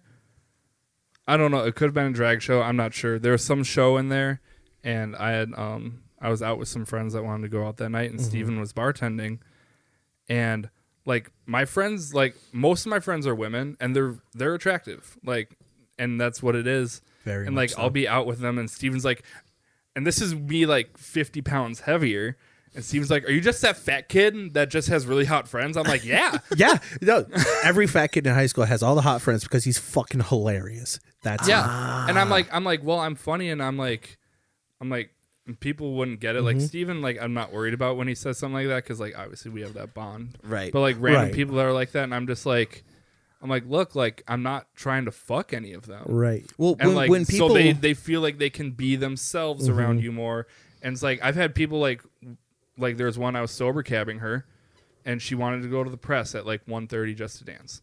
I'm like, fine, you're drunk. I'll go to the press. I'm driving you home. It doesn't matter.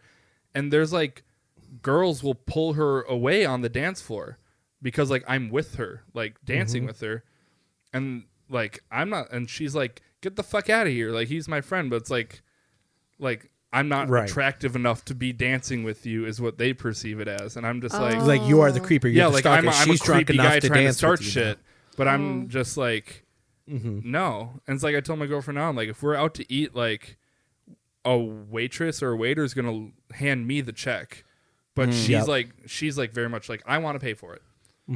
And so like I'm like, if they ask for split checks or whatever, I'm like, you have to be the one to tell them to like put it together. Right. And it's Or if you want it separate, you have to be the one to say I want it separate. Otherwise, they're gonna look at me like I'm a piece of shit. right. When in reality, it's just like no, like you're offering to pay, like Right. or you don't want me to pay for you. Like that's totally fine. But it's like there's still that cultural thing where it's just like it's like Yeah. whatever. Like it doesn't matter if we're friends, we're together. Like who Right. cares? You know, in my experience being a bouncer and a bartender, it's like you see the creepers all over the place. All over the fucking place. All over the place. I've just resorted to just yelling and calling them out. I was like, hey, leave them the fuck alone. They don't want to talk to you. And they'll get offended, it's which I don't care about, but is like they don't want to talk to you. And especially if it's my friends. Like, Oh yeah. God, I have a sister-in-law, my brother's sister-in-law, who is, when she gets drunk, she's just, you know, she's very friendly with people and like talks to everybody. okay. But some men take that as, Yeah. oh, she's flirting with me. She Right. wants me. Nah, get back up. That's not how we're doing that. And that's where You it's know. like just learn to differentiate. For real. Like Even dude, Halloween. Yeah. Halloween, Julie was at my bar in the pool hall. Some guy, he came up. I was like, hey, you want to drink the rest of this? It was like, and it was a shot. And I was like, yo, back away. And he's like, oh, is this your girl? I was like, no, that's my guy's girl. And you know him too. It's Robert downstairs. He's like, oh, I wasn't trying to. I was like, no, I know who you are. I was like, don't play with me. Get away from her. And You know? you know, and like I love that Steven's like that because I hear about it later too, even before he tells me about it. And I wasn't even going to tell you. right. And it's like that's just I how it was is. like- Like, and I'm like, I know he's gonna do that, not just like Right, because it's- it's my girlfriend. Like he does that, and I've seen him do it plenty of times. Mm-hmm. Like I do it too, but it's weird, like being a bartender and like having your girlfriend there because like she's attractive, she's sitting alone, Mm-hmm. like at the bar, and like she's friendly. So like a guy sits down, she's like, I don't want to be that girl that's like a bitch. Just like I'm too good to be talking to you. Right. She's like, who cares? Like I'll give you the time of day. I'll talk to you. Yeah, and she's very much so the person too is like, well, if it gets too far, is like, that's my boyfriend. Yeah. But it's like I see it as a bartender, and I'm just like, I'm sitting there, I'm like, this guy's like trying to buy her shots. I'm like, cool, she ain't going home with you. Right. It was like, You know, I'm It's like, like- yeah, like let her save some money. I don't care. and it's Like- and it's like those situations like you let the women handle it themselves to a certain degree. Yeah, until You know, you like don't- they give you looks or like Right. a lot of them. Like I'm like, I don't even know. Like especially bartending, I'm like, this guy's like, let me get 3 shots. I'm like, no, she said she doesn't want it. And he's just like, well, I'm paying for it. I'm like, she doesn't fucking want it. I'm not serving it. I'm like, I'll Right. give you one. She doesn't fucking want it. I was like, or it's like, yeah, I'll pour all 3 shots, but she's not taking it. And if I see her taking it, you're out. Wow. And if I see you peer pressuring her or anything like that, no. A lot of the It's like times, like if you do that too, they're just like, "Here, you take it." Yeah. Like as a bartender. Oh. Like, you, like It you was like, take the well, shot. will you do it? And it's like, all right. Depending on what it is. Like the Rumps is the way to go. Rumps always. The Blessings. The plan we've tried to incorporate that we haven't had to yet with the bars being shut down is, like Julie will be at the bar by herself, and like if some guy wants to buy her a shot or whatever, like I'm like accept it, but if he doesn't tip, push it back to the bar and be like, I'm not taking a shot with someone who doesn't have enough money to tip. Oh, I love I that. love that. And that's such a power move because now you're like, you're a broke bitch. It's like you out here Like- trying to flex for But me. it's also, I'm like, but you're not tipping yeah. my guys. Nah. But then I'm also like, she's also like trying to help make me money. So it's like, That's a this is relationship it's right a sweet there. play. But it's also just like, God, I love watching little bitch boys. And like, because like, they're not going to know how to fucking react to that. They're going to be like, oh, who the Well, fuck? fuck You you ain't then. even cute anyway. Like all that bullshit. All right, fuck you then, bitch.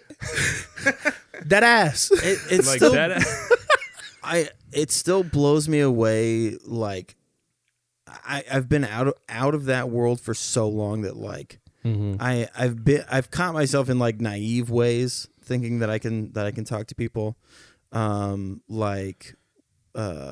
One night at the Keller, like we were trying to get people to move up, like we do, like trying to get them closer to the stage. And there was a group of girls, and I was like, "Hey, are you guys, out for?" I forget what I asked them, and I was like, "There's seating up," and one of them goes, "Ew, no," and I was like, "Oh." Like you think I'm inviting you to sit Yeah. with me. Well, and Or like there was like a million thoughts that went through my head, but the takeaway was that like it's still shitty out there. Like, oh yeah. nothing changes for me. They say "ew, get away." I'm just another guy that they've had to say Right, "ew, right. get away" to. Where I could have gotten offended and been like, "Well, you It's like, guys are a okay. bunch of bitches" or whatever. Like, been an asshole, but it sucks knowing that shit still goes on and that we are, supposedly advancing as a society, but you guys see on the front line, like night after night, shit's pretty There's- much the same. There's still those people who are out there, and it's like, that's my bitch. She's gonna do what I say, Yeah. or and lay claim to random women. And it's like, that's my girl. I was like, and sometimes as a bouncer, it's like they'll walk away, and it's like you go up to the girl. It's like, hey, are you okay? Oh yeah. Is everything okay? Is what's like? If you are, it's like, hey, I'm right here. Let me know. Just give me a wave. Wow. And that's it.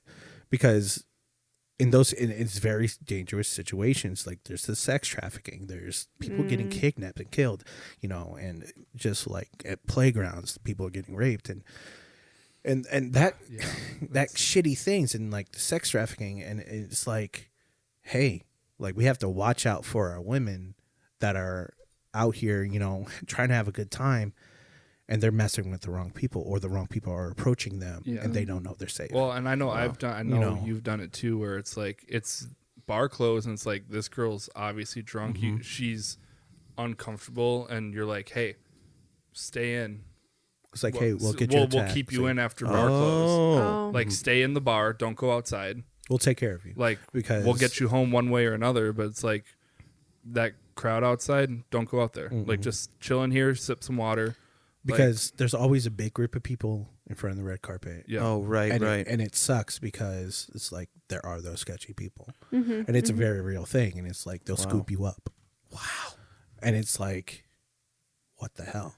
And it's so shitty. It's like it shouldn't be a thing. Like, Yeah. you sit here and you're Yeah. just like you said, like we're advancing so much as a society. Like, like that's just a basic respect thing at that Right. point, at the very minimal. Yeah. And then it's just like, holy shit. it's just become a culture of, you're a woman, you owe me this. Man. I I've done bought this you for 4 drinks tonight. Right. I was Pay like, up, I've but done it's this like, for you. fuck I've off, been Yeah. with you all night. I've bought all your drinks tonight. Now you're coming home with me. And if you don't, you're going to get fucked up. Or I'm going to get somebody to fuck you up. And it's so many different people that do it. And it's like, what the hell? Well, that's like it's crazy, especially us working in the bar. Like you see Mm-hmm. these arrests that get posted Yep. Oh on the yeah. Times or WJ. And you probably recognize a lot And of it's them. like, it's like, huh, Yeah. that's a regular. It was like, and Anyone sometimes, surprised? Nope. sometimes like it's like we see them on those jail rosters and those news, and it's like, yeah, we don't want this person here because we don't need that transferring into the bar. Yeah. Right. You know, Like, we don't want that stigma. right. Yeah. And I don't think anyone wants that stigma. around Right. them. And it's like, especially like if we see like sex traffickers in a way, and it's like, and it's crazy because some of these sex traffickers are women. Oh whoa. Yeah. And one of them was a regular in the and I was like, are you kidding me? You guys have like interacted with these people? Yes. And I was like, what the hell? I was like, are you serious? Wow. Yeah. I was like, okay, cool. Never going to see you again. I was like, it's like, and then like, God, I remember I was doing security, and this is before I became a manager or a bartender, and this guy was just bothering these two girls, wouldn't leave them alone. And they gave me a look. I was like, hey man, go ahead, and like, they don't want to talk to you, just leave them alone. He's like, man, I don't want your like pussy. He's like, I could probably sell you some.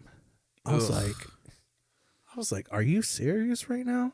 I was like, you're really out here flexing that you sell women? I was like, are you serious? I was like, that's ridiculous. It's like, what the hell? That's fucking terrifying.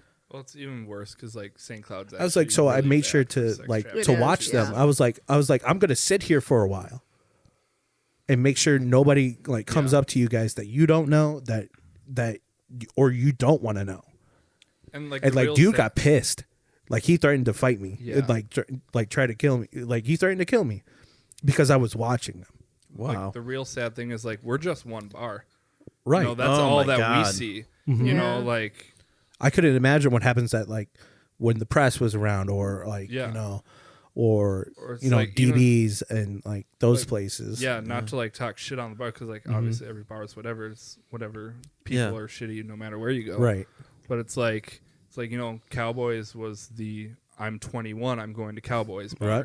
And then you go to the press. So it's like that corner right there was just like, and it's always it's packed. So it's like, it's just nuts. And so It's like like even what- like the And then those minors who would people get go in. after people who are vulnerable. Like when Exactly. you're under the influence, you're Like, a little bit more vulnerable. Obviously, you're more vulnerable, and You you're find not. Yep. you find the woo girls. Mm-hmm. Yeah. You find the drunkest one out of all of them, and usually the drunkest one always is the one who gets left behind yeah. in those kind of group situations Wow. Yeah. because their friends don't want to deal with them, and that's very much the dangerous part. Right. But you also have one of those friends in those groups that is very protective of everybody and will find them.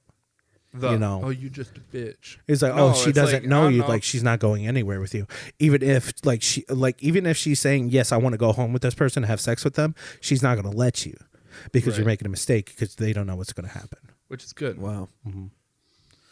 Which again, like same friend that like I get tapped on shoulder for like dance with, like she saw like an ex at Cowboys one time, and she's crying at Cowboys, and I kind of pulled her to the side and was with her, and like some girl came up, thought I was with her, and was just like, "Are you okay? Do you need to be like away from him?" I'm like, and she told her, she's like, kind of explained it. I was like, but like, good for this girl. Like, yeah, check up Yeah. on, like, you don't have no clue who this person is. Even if they're random. Like, just Fuck give it. them a random like, Hey, are you good? Yeah. Like, just in an like Yeah. God, I wish The, we could see the, more of that. the inconvenience on my side of it is so minimal compared to what the potential could be for Right. the female Right. in that Oh, in absolutely. that scenario. So yeah. And it's you like know. a lot of people don't think But- that way because they're just like, right. what do It's you like, mean about me? I've or also heard whatever. like stories of like there's some women that are out there as well, that do go out there and flirt with the men, and it's the men that you would think to never have a chance with them. Oh, okay. To take them someplace or go home with them or whatever, and they rob them. Oh. A very much a Cardi B situation in a way. yeah. And it's like, and you hear stories like that. It's like, what the hell?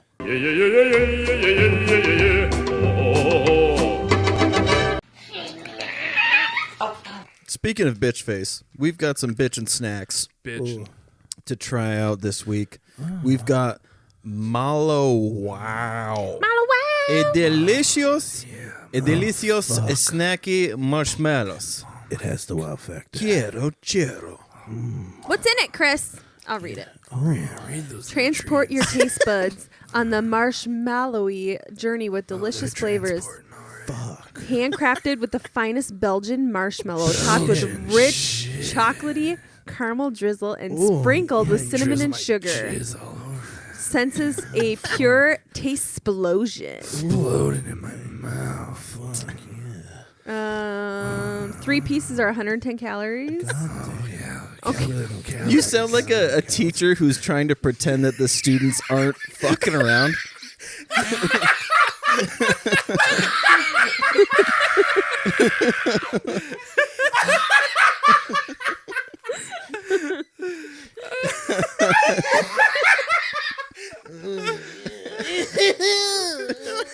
Yeah. Whoa! Oh my God, they Okay, smell they're whiter amazing. than I thought they were going to be. That's what she said. Oh, they're actual This is weird. Okay, they smell delicious. Do you smell it? Okay, rule is smell it, and then we'll all taste it at the same time. Is this like a wine sampling? Shit. Kind of. This smells dope. It smells so good. And the texture is not what I thought it was going to be. This on my balls before leaving. Look at Like, this shit. It is. It's like a exfoliator. There's, okay, Okay, it smells like a churro. It really does. Yeah. Are we? It's like a. Ooh. Oh my god. It's like a cinnamon toast crunch. Yeah. All right, let's taste it. Yeah. Oh fuck. That's Damn, good. I thought we were only taking one bite. Do whatever you want. Yo, this is the tits. Man, that's. You don't even like caramel like that. I don't, but this marshmallow, I Facts. love caramel. It's divine. It's like they kind of taste like Peeps. It's like a diet Peep, Yeah. where like it's not as encrusted as Peeps are disgusting in my Oh, I opinion. love I love Peeps. Peeps. Oh my gosh, I eat their eyeballs off. And I suck all the sugar off of You're them. a serial killer. I am. I love serial killers. I no Peeps. So you would be a rogue then. Back to Yeah, Put me in the rogue. they call that a callback in the comedy scene. she's They a sure death do. cleric. Clerk by day. God, I remember me Have you doing Rogue ever my comedy name. made s'mores for the with couple Peeps? times I did it. No. Microwave it. Microwave s'more with a peep instead of a marshmallow. I guess it's still a marshmallow. Game but changer. It's a peep. It's a peep. I love Peeps. Yeah. They have the snowman ones out right now. Oh god, they're so good. That was really good. That would be good in a s'more. Yeah, graham Oh, cracker. oh, yeah. You don't even gotta Put do this nothing on with some it. hot chocolate. Ooh, think about like. No, that's too much work. But if I'm you gonna like cut it, I'm gonna put it in pass some this back to cereal. you. Y'all have an orgasm. Yo, I'm gonna. I know, I'm I'm gonna eat taking another Go one. right ahead. Like, this shit's fire though. Snack time. Brought to you by I got them at the Marshall's. Chunky Boys. Marshalls. What's the matter, Marshall? Are you gonna have another one? Welcome to Snack Time. I'm finishing the one that I already taken out of the you bag. Yeah. Ooh, Duke's got snacks. Snacks at Files back. Go Um, for it. Rob, Duke. when you're done with that marshmallow, I'd like to coordinate a scene wherein you play drunk girl and Steven plays bartender. I hate these things, but we'll do Okay. it. Let's get it. I love now that I'm a You're bartender playing- that I know like what's gonna annoy I was him just the gonna most. say, so I want you to try and Just one more. annoy him. I want to see who breaks first. If Steven is professional enough to get you to leave, or if you are annoying enough to where he flips Fucking out. He knows what sets me off. So Okay. all right. So we're doing this with our voices, obviously. well, Whatever voice you can you do want. whatever voice you No, want. but like we're talking through it. So like we're gonna like try to set the scene here. I'll the start scene. it. Okay. Time of night. It is it's deep into. We're gonna say it's 1:20 at night. Okay. So bar's busy. 1:20 at night. You have a group of friends. I do How big? 4, 4? including myself. Is it a special occasion? No. Bachelorette. Do you bachelorette birthday? Birthday Nope. Wednesdays. None Yeah, of he just said it's no special. No event. special occasion. We are No just special out. occasion. Covered It's soda. just You- out. What is everybody drinking? We'll get there. Okay. So Cranberry it's vodkas. it's a busier night. So we'll just say that it's not like Are we talking you are like Saturday Yeah. busy? yeah Saturday Okay. busy. Saturday busy. You Okay. are up in the pool hall. Fuck. All right. Pre-corona. So there's a dance Oh, floor. God. Okay, now that you say, I'm about to say some ratchet shit and fucking. All right. Oh God. All right. Here Okay. we go. Scenes So- has A been different, set. a different side of me comes out in the pool hall. Yeah, I know. Oh, it's So bad.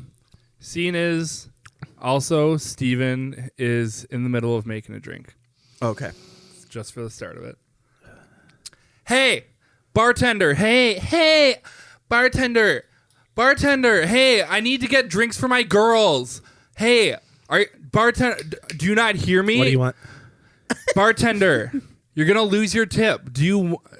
Excuse me. What do you want? Excuse me. I will not be ignored right now. Move. Get the fuck out of my way. Move. You will see me. You will see me. do You you will want? serve me. What do you want? I want shots for my girls. Shots. Okay. What do you want? Hang on. Okay. What do you want? No, don't. You are serving me. What do you want? What do you want? Okay. I got them right Jack now. and What Coke. the fuck Cool. do you want? Boom. Hennessy. Boom. Okay. Okay, we know what they want. Wait. They were faster than you. So no, you're that gonna doesn't have to wait a matter. little That bit does, more. you were Okay. talking to me. First, I know what I'm ordering shots. Do you not want my business? Do you not want my money? I'm gonna tip starting you not to. so well. Are you? Yeah, I'm gonna Are you tip gonna be you one like of those people so. that say no, you're gonna tip me so well? and no, only I give a have fucking my. dollar? Do I look broke to you? You do. You look raggedy. Oh my Look at fucking you. god! You are being so disrespectful. What is this? Is this the red carpet?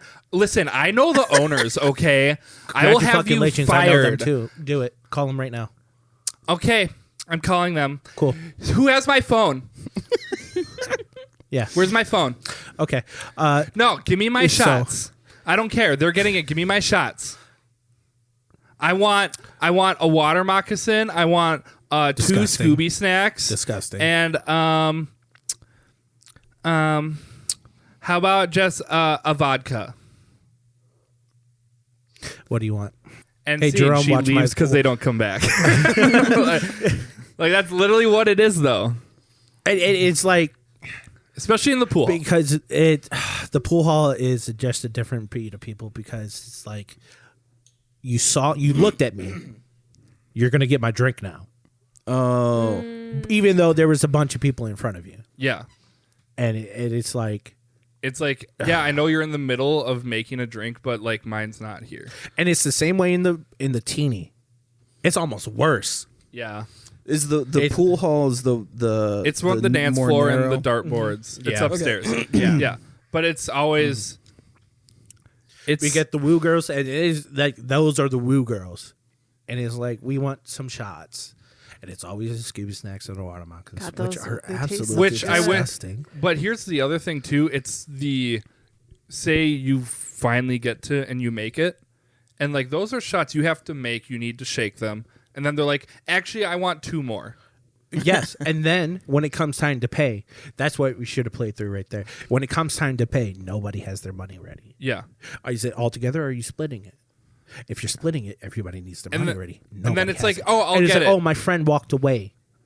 And What the fuck? no, You knew you were getting your shots. Have your money ready. and it's Out here demanding shit. And oh god, now you have me on a tangent. This fucking bullshit. Okay, it's like You're going to demand me and yell at me the whole fucking time and disrespect me while I'm serving other people who were, one, here before you, two, waiting patiently, three, have their money ready. Yeah. And you're out here, it's like, I want shots for my girls. Fuck you. and it's the guys too. Yeah. Oh, the guys are almost worse. That's the problem. They are. the guys. Hey, bro, I know you got me. Like, I got you. Let me give The me my guys Corona. will- they and won't there's a even couple be that like- actually do have you. And they will tip the fuck out of you. There's those customers that you see right away. I know what you want. Boom, here, boom, great tip.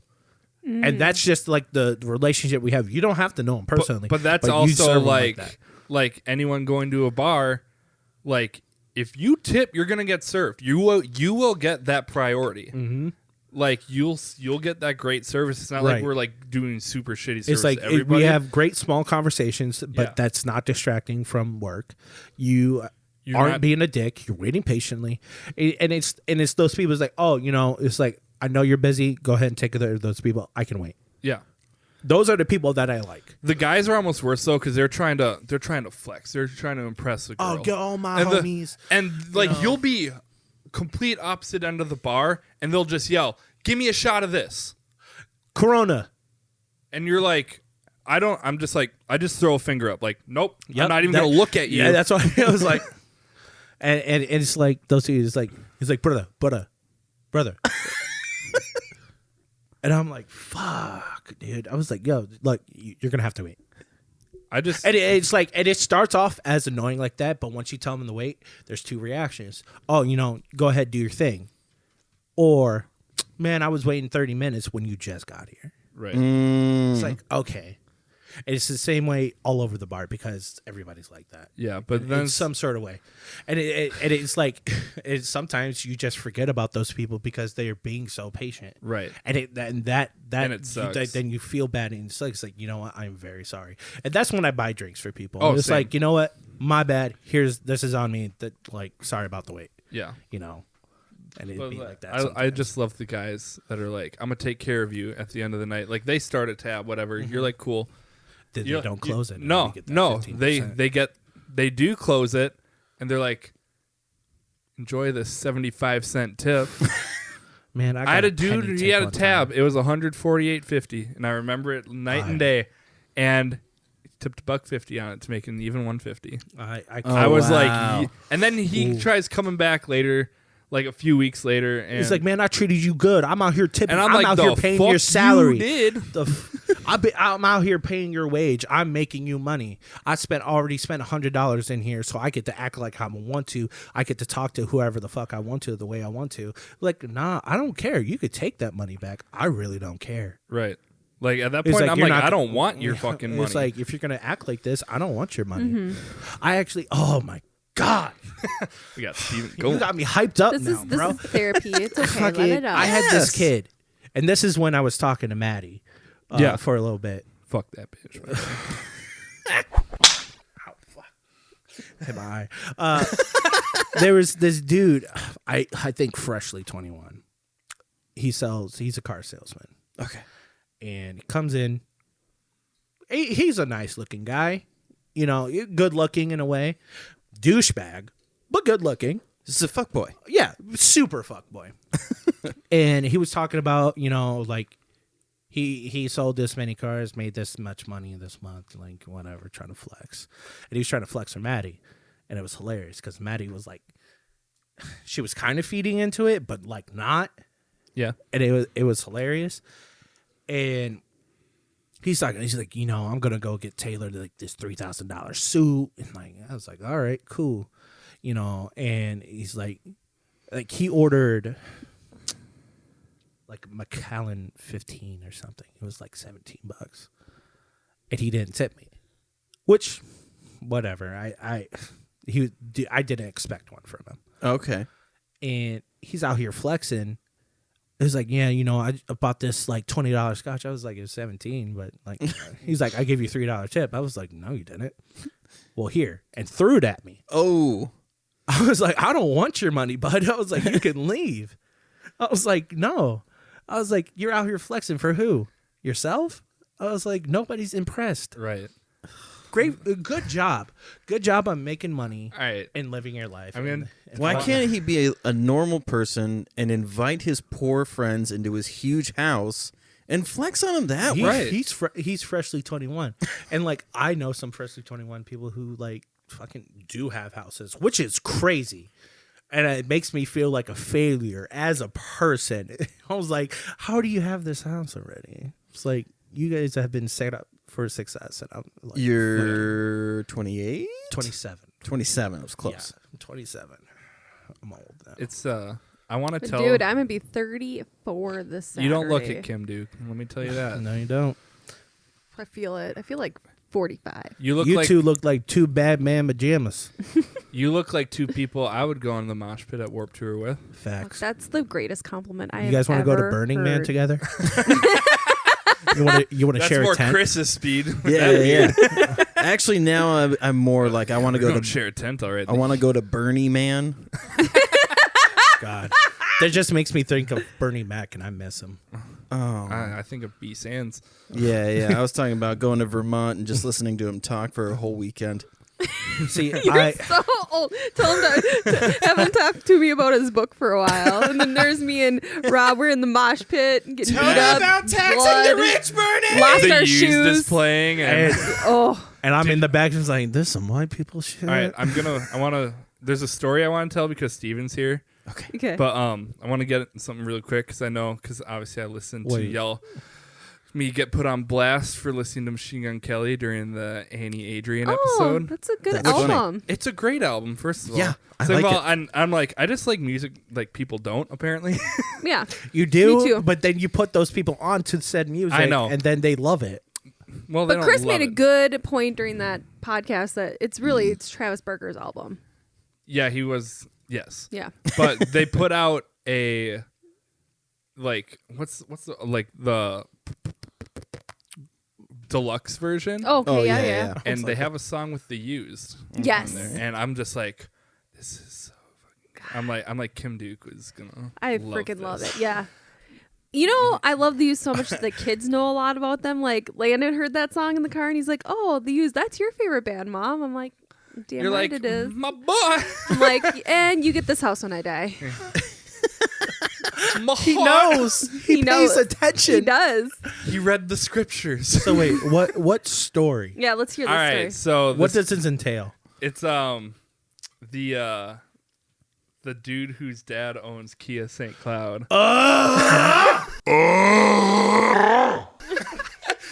I'm sorry if that hurt your ears, but God, It is so good. So this guy comes up in the Martini Lounge. I'm bar backing. I'm gonna take a walk. Yeah. No, I need you though. I was going to say, you can shovel if you want. We're Free those labor. kids. Yeah, no kidding. But we're up in the Martini Lounge and I'm up there and it's kind of slow, so I'm just like talking to the people that are on. And this guy comes up and Steven was up there working and I'm just up there kind of hanging out and he comes up and he's obviously drunk. Like from the get-go. Hasn't had a drink yet, like you're hammered. Oh, okay. And so he comes up to the back of the bar and he's just like, how do I get over there to like the other side of the Martini Lounge from where the stairs are? Oh, And this bartender that's on, well, I was the bartender. well, Bree was bartending too. Yeah, we were both bartenders. And so she's back there. Steven's out in the front of it, oh, I think he and he's said a gay talking to slur. her, and she's just Yeah. she's like, you go around through that door, like right there, Mm-hmm. and he's just like, huh, like just so drunk can't comprehend, just walks up to the back, and he's just like, I want to get this, and she's like, no, you won't.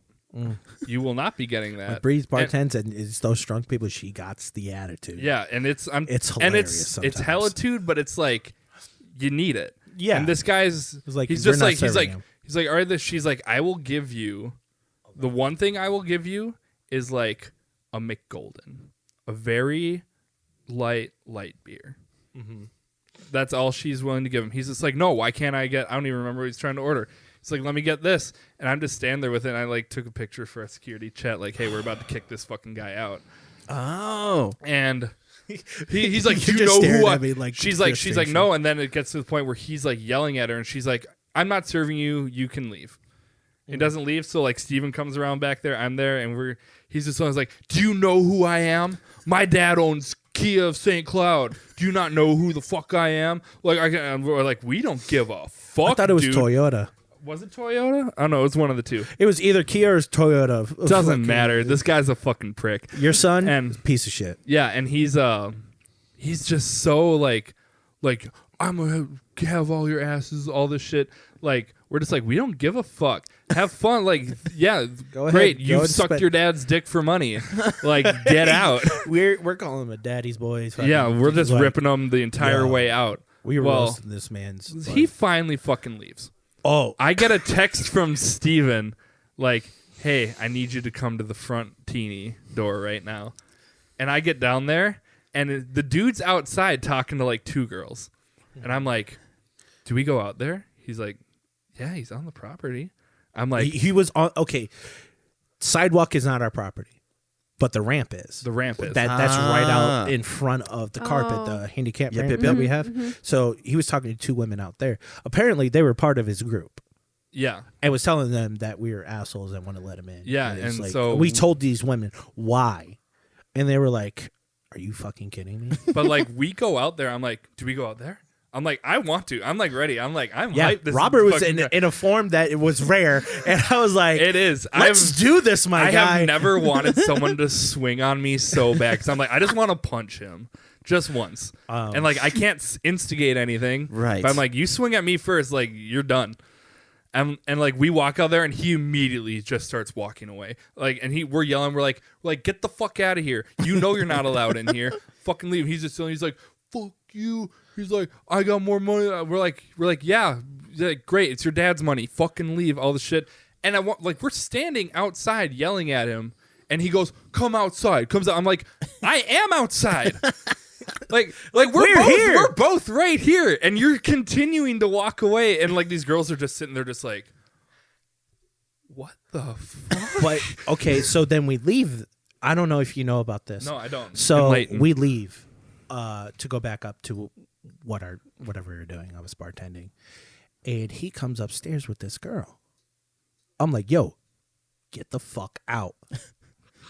And the girl, she's like, he's my ride home. I was like, look, I'm sorry, he can't be in here.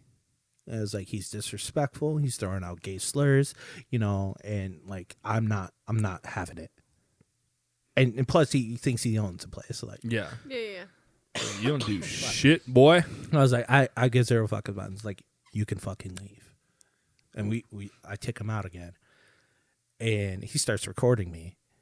And I was like, you have to go. And he wouldn't move. So what do? I start walking towards him slowly and belly bumping him. I have resorted to belly bumping people to get them out. It has worked. It has backfired on me one time because I had a girl start choking me and dig her nails in my throat. Oh my god! What? Yeah. And then she spit on me.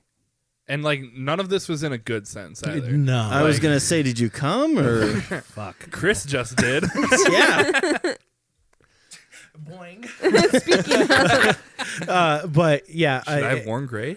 And he's like, you're assaulting me. I was like, no, I'm not. I haven't put my hands on you. And I walk like this just so I have my hands up ready to go if I have to. But my belly's doing all the work. And my belly's pretty solid if we're a fat man. Yeah. Like, we're talking he's got, We're talking like Kung Fu Panda status. there's some power in that girth. We can say that. Yeah, Jack Black's I prefer red panda. Those are my favorite. Oh, they're loves so red cute. pandas, Red too. pandas are They're the best, dude. They I have the fucking biggest love 'em. knees. so. But yeah, I get them out and this girl's stranded.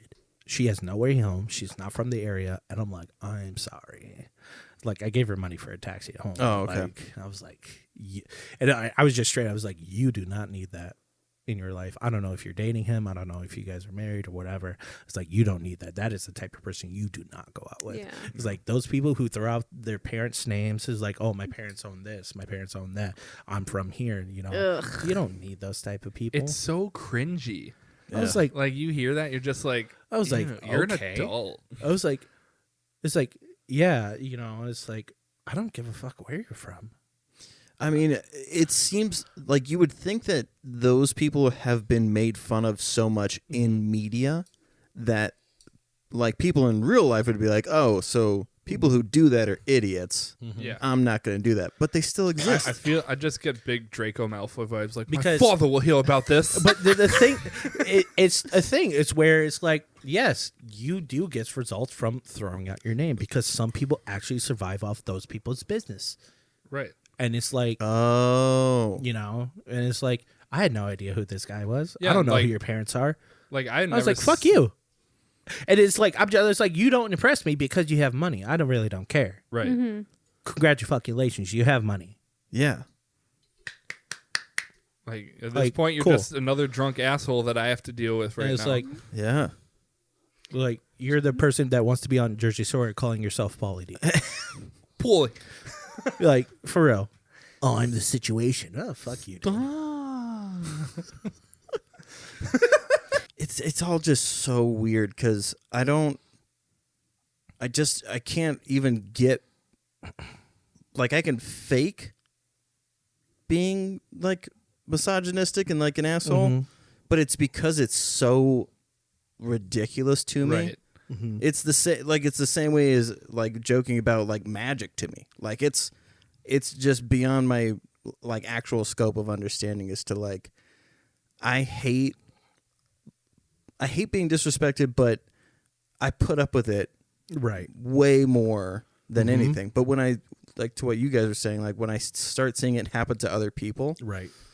like it's not that I don't think they can handle it. It's just I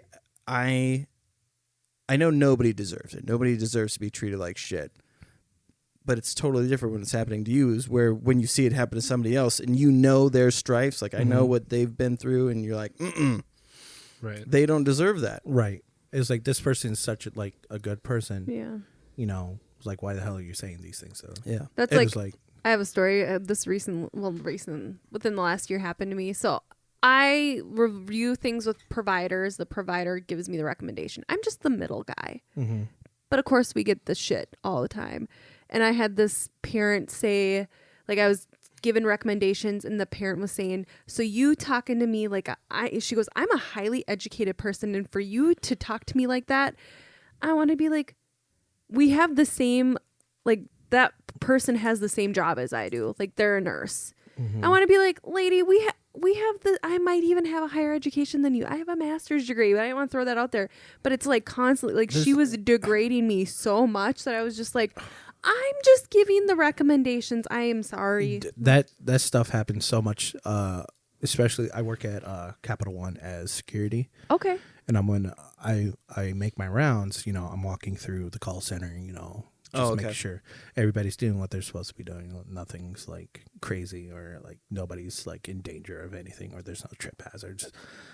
And like, you walk around and you hear the conversations these people have. Like, one of them, somebody was like, well, I have 2 bachelor's, a master's, and a PhD. So, but that's irrelevant to the conversation.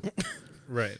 And I was like, what? I was like, why is he flexing on these people? Like, I know. I almost want to be like, well, actually, I have 2 associate's degrees, a bachelor's, and a master's degree. Right. But it's just like, I just kept going, I'm sorry. I'm sorry. And then I was so frustrated after I'm like, I am just, and you should know, Right. working in the healthcare field, you are also the middle guy, and you're giving, like, that's when it pisses me off, is when you know that other people know. Because, Right. like, my mom was just, I just had to take my mom to the ER a couple weeks ago. She ended up with COVID, but this was a couple weeks ago, and even I had to remind myself, like, remember, COVID's going on, because this lady's like, you can't go back there with her. Like, she, you know, we don't have visitors. In my head, I'm like, I wanted to start a brawl. Like, my mom was very sick, couldn't think clearly, so confused. Like, she wasn't going to tell them the right things. And I was just like, I had to keep telling myself, don't fight with them, Kim. You know what it's like right now. Right. Right. But I'm like, don't get security called on you. It's your family, so it's Yeah, a different yeah. situation. But in my and head, it's I'm like, I get I it. need Like, to be with them. and I like get that mentality too. Like, when I was in labor with both of our kids, like, I didn't want to ask for anything because I know the nurses are busy with other patients. Right. Remember that one lady when I was in labor with Layla, and she goes, "You're my only patient." I was like, "Okay, good. I need an epidural." I need she's this, like, this, she's and like, that. "Are you okay?" And I'm like, "Oh, it hurts so bad." She's like, "Well," and then I'm like, "I didn't want to bother you. I know you have other patients. You remember that?" And she goes, yeah. "You're my only patient." I was like, "Okay, good. I need an epidural." Like, See, 2 this- hours okay, ago. There's people like that, That's me, where I won't even ask. and then especially as bartenders as well. It's like, I'm a bartender, Oh my and then God. treat us like shit and don't tip Oh, at all. It's like, And you it's should know better. Than So there's 2 people. anyone. There's people No. like you who like have respect for the the job that you're doing and what other people are doing, so you don't want to bother them. That's even though you're not really bothering them. It's their job. Yeah, I know. And then you have other people who like are nurses or whatever, and it like demand. Yes, like, that's like that mom. like, I'm like, what the hell? And that's like after I had my surgery too. After I had my hysterectomy, I was hospitalized overnight, and I had to pee so bad. But I knew in 20 minutes they're going to come back in and take my blood pressure. So if they come in and take my blood pressure, I can say it instead of turning my call light in the middle of the night if they're busy. And so I held it, and then I'm like, I really got to go to the bathroom. They're like, why didn't you call? It's like, well, I knew you were coming back in 20 minutes to take my blood pressure, and I didn't want you to have to come in back 2 times. That's such like their rounds better than them. Well, because I see it on the board. I'm like, okay, 12 to. So I'm like 20 minutes. So I'm just weird that patient because I don't want to ask for like, right. Yeah. I feel like it's such a generational. That's thing how I am too. at like because we're all restaurants. just like, I don't want to bother you. Yeah. Because I know you're working hard. Yeah. Right. And whereas like the older generation is Yeah, just like where now. they turn on their call Like, light. it's your job to Can you serve push me. over my Kleenex for me? Yeah. I'm like, I thought you were really asking them to do something. where you're like, you can reach it. Yeah. Yeah. Well, I don't want to have to extend my arm that much. Yeah, Like it's just a lot of It's like work. your parents coming in, like calling you into it's like, hey, hand me the remote, but it's like right there. yeah. Oh my gosh, our kids are like that. Ugh. Well, I mean, I think that's just Mom, can you go get parents. me a drink? Yeah, I'm that's like, on us. Get on your damn feet and get it yourself. But there was a generation of people who my job sucks, so now I'm gonna make your job suck. Right. Like It's that like, whole if I'm not notion. happy, you're not happy. Like they're waiting for you to say something because they already have a thing loaded to be like, oh, you think this is rough? You should see what I fucking deal Yeah. with. we used to have Yeah. to do this without this, and then we didn't have that. Good That's thing such we a good advanced. point. You know what I mean? It's like we advanced this far so that we Yeah. didn't have to go through that. Yeah. well, but I Like imagine that like sucks. I don't have to do that, so fuck you. Yeah. but also when you were saying people say that they're bartenders, I wonder if they if they're Really, doing really that are. same thing. If they're being like, my job fucking blows. The bar that I work at sucks. Well, Customers are always awful. Right. You'll get people who are like, I'm a bartender, this, and they're like, they ask for a drink, and you're like, what is it? They're like, you don't know how to make it. And they like judge you, and you're like, what is it? And then like later on, they're like, oh, well, this is actually a drink that I made up. Lies. And you're mad that I don't know how to make it? Like, Lies and slander. yeah, like, fuck, like, what? Like, am I supposed to read your mind? Like, oh, yeah, I know exactly what that is that you made up at your house at whatever time while intoxicated. Right. and Yeah. then gave it a name. Yeah. God, it's just like, and it's the stupidest names too. I'm gonna test my child. Oh? Come here. What are we testing on? See if he knows. Layden, what's my favorite band of all time? Oh, she said you knew, my guy. I thought you knew. I was gonna give you the house if I died. Ooh, Dude, this Think is for about it. this is for the house. The wow. house. Think about it. She has. Hey! Hey! You get the house. You win a new house. Here, take the dogs with you. Hello, my- doggus. oh. Oh, Boppy. Barley, get out of here. Oh, Bubby. Just let this happen. Oh, Bubby. Yeah. Look at I'm you. sorry. No, Look Barley, at you. go. He smiled at you. What the heck? Did you see? This is wholesome. I Wholesome love family this. fun.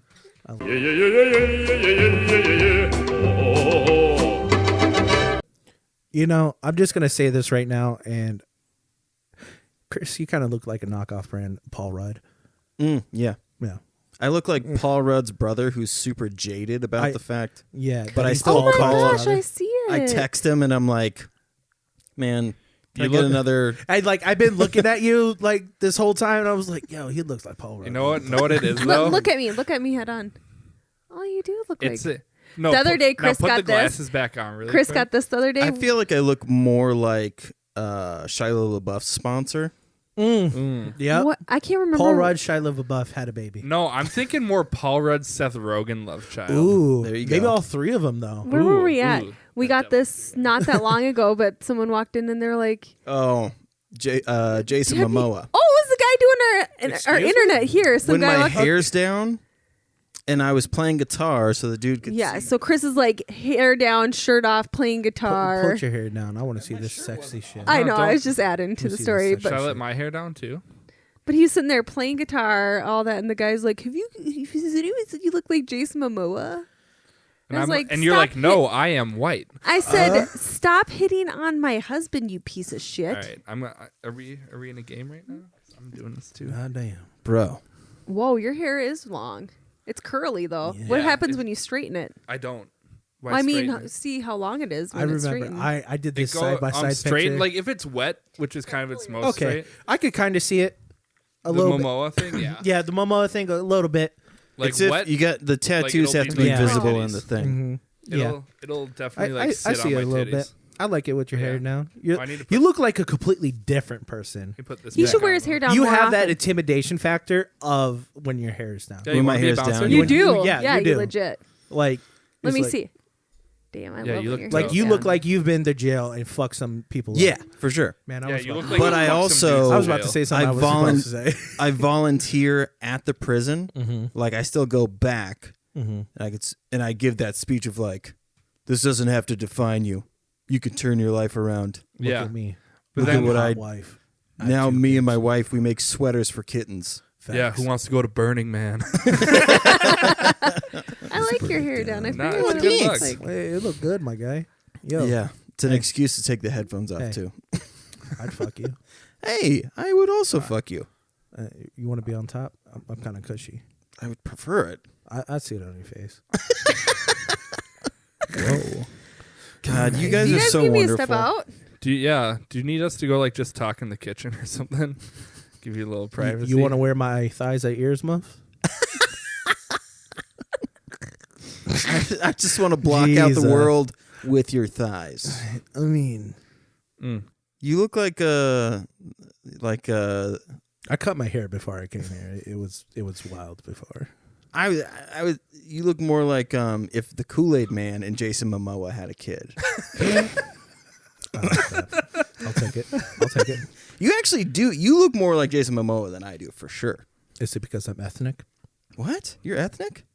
No. You're just so white with all the Dungeons and Dragons and Yeah, you're It's conforming. such it's such a white person thing. Yeah. But it is what it is.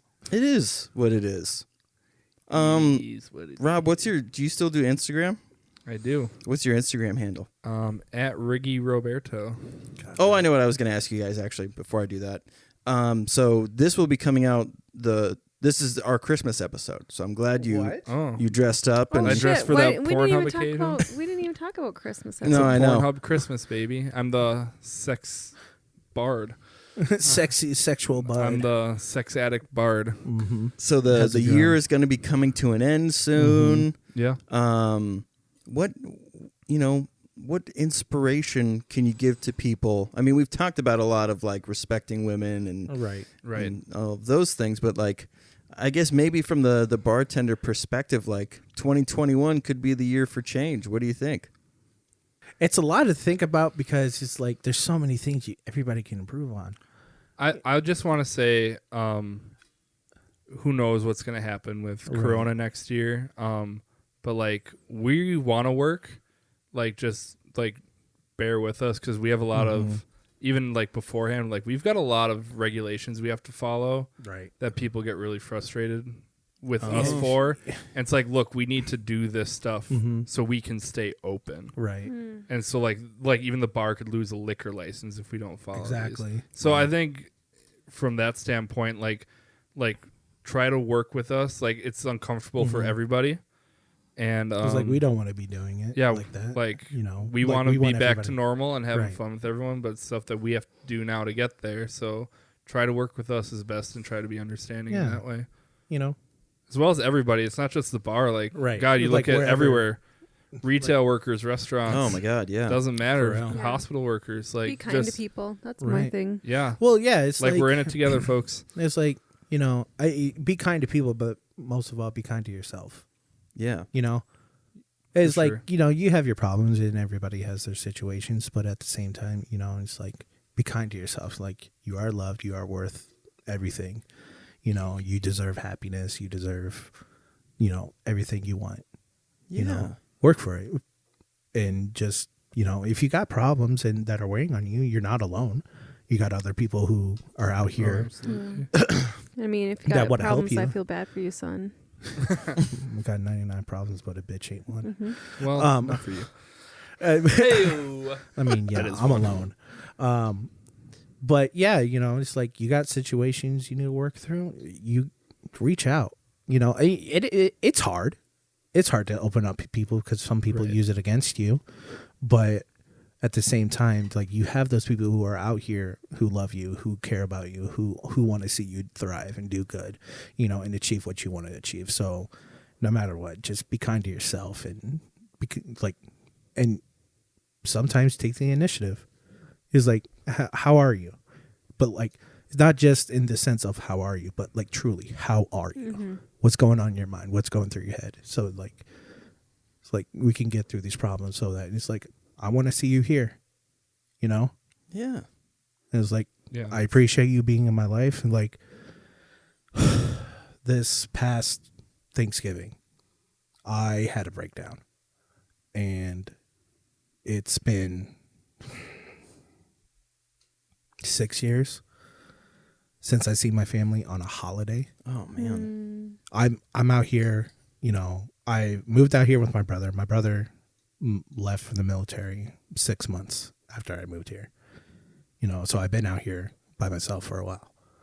My little brother Jonathan lives with me now, and it's been a while since he's been back home, and just not spending like holidays with family. It's rough, and I haven't seen them, and I miss the hell out of them. And I got into the rhythm of spending holidays with like Adrienne and her family, which I am so blessed to have her as a best friend and as a person who cares about me, because she truly is a great person, and I love her like a sister. And like I broke down, I started crying just out of nowhere. I was watching New Girl.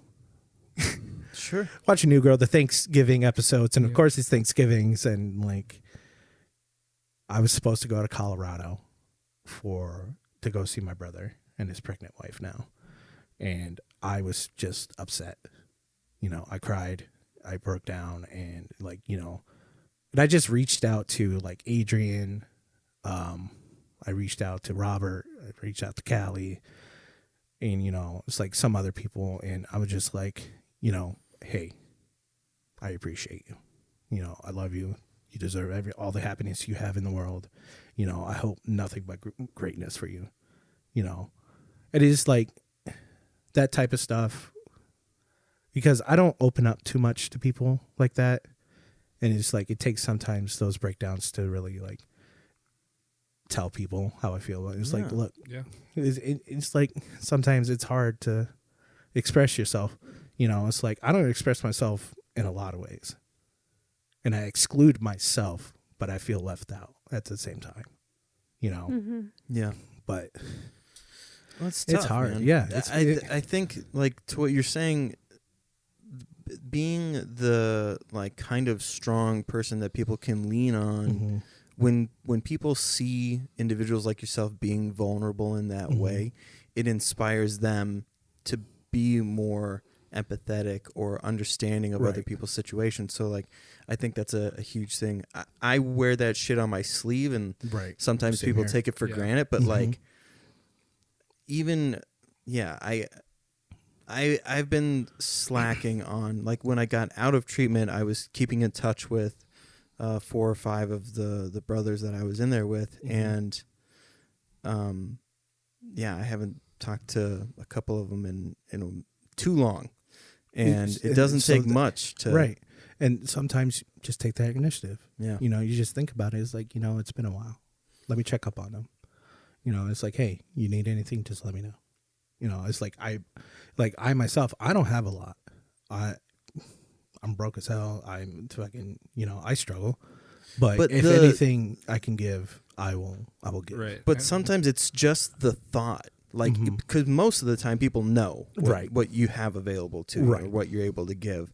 So it's not that they want a like physical, tangible thing. Right. Just knowing that you're willing to put yourself out there like that means a lot to people. Yeah. I think this is good showing of like, you said way early on, like, Steven, you're perceived as such this tough, intimidating guy, and it's like it's a big male mental health thing, really, to even open up and talk about any of it, which is a huge testament to what you just did too. And I don't want that to get lost in it. But it's like it's such a huge thing for like a lot of people. A lot of them say like, hey, if you're like, I see all the time, like if you're a guy and you need to talk, but then they kind of blow it off a little bit. Yeah. So it's like it's tough in that regard. But it's like, you see someone that you're like, oh, they're fine, they're tough, and it's like, are they? Like that's just what they show you. Right. So it's like even just doing a simple wellness check, like it takes 30 seconds to type up a text and send it, and it could make someone's day. Right. It could make like you don't know. And like, you're giving them the space, like when you're saying like in a text, some people like are jaded to that and think that it's a disconnect, but really you're also giving that person the time that they need to like, do I feel good enough to respond to this in the way that I... Well, even if they're not like feel good to respond to it, sometimes it's some people save those messages. Oh yeah. Oh yeah. I think I have all the messages I sent them, and it's like it's something to look back on. Oh wow. It just like the love that I received back from my close friends, it made me feel so much better. Right. It's the words of affirmation. Yes, and it's such a little thing that goes such a long way. And it's like, I think I tagged you in a video on Facebook recently, and like it was a video that was really originally on TikTok, and this dude, he's like recently went through a breakup, heartbroken about it. Oh yeah, I remember this. And he just went and hugged one of his friends on his bed and like what's happening, and they just comforted him. Yeah. And that's such a rare thing to have, especially in the male community. And oh my God, yeah. To have those kind of connections. Like I have that kind of connection with Robert. Yeah. Like one of my greatest guy friends, fucking would do anything for him. Ditto. And it's like, it's not normalized to be that vulnerable around your friends, because people tell you to suck it up. You'll be fine. There's other people. Be a man. Like, it's like, and especially for us, like, you've seen us out and you've seen us together where we're out and it's some girly pop song and we're getting down to it and we're here twerking. We're being flamboyant. I'm wearing booty shorts and tights out and we're just doing whatever.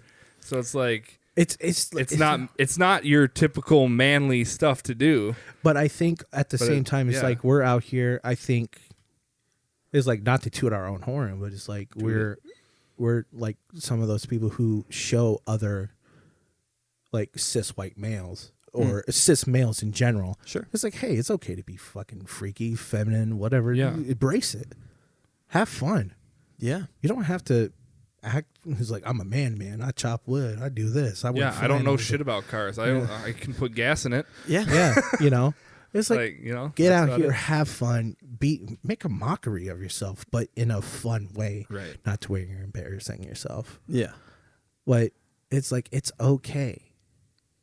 And it's like, hell, I did drag. Really? Yeah. Man.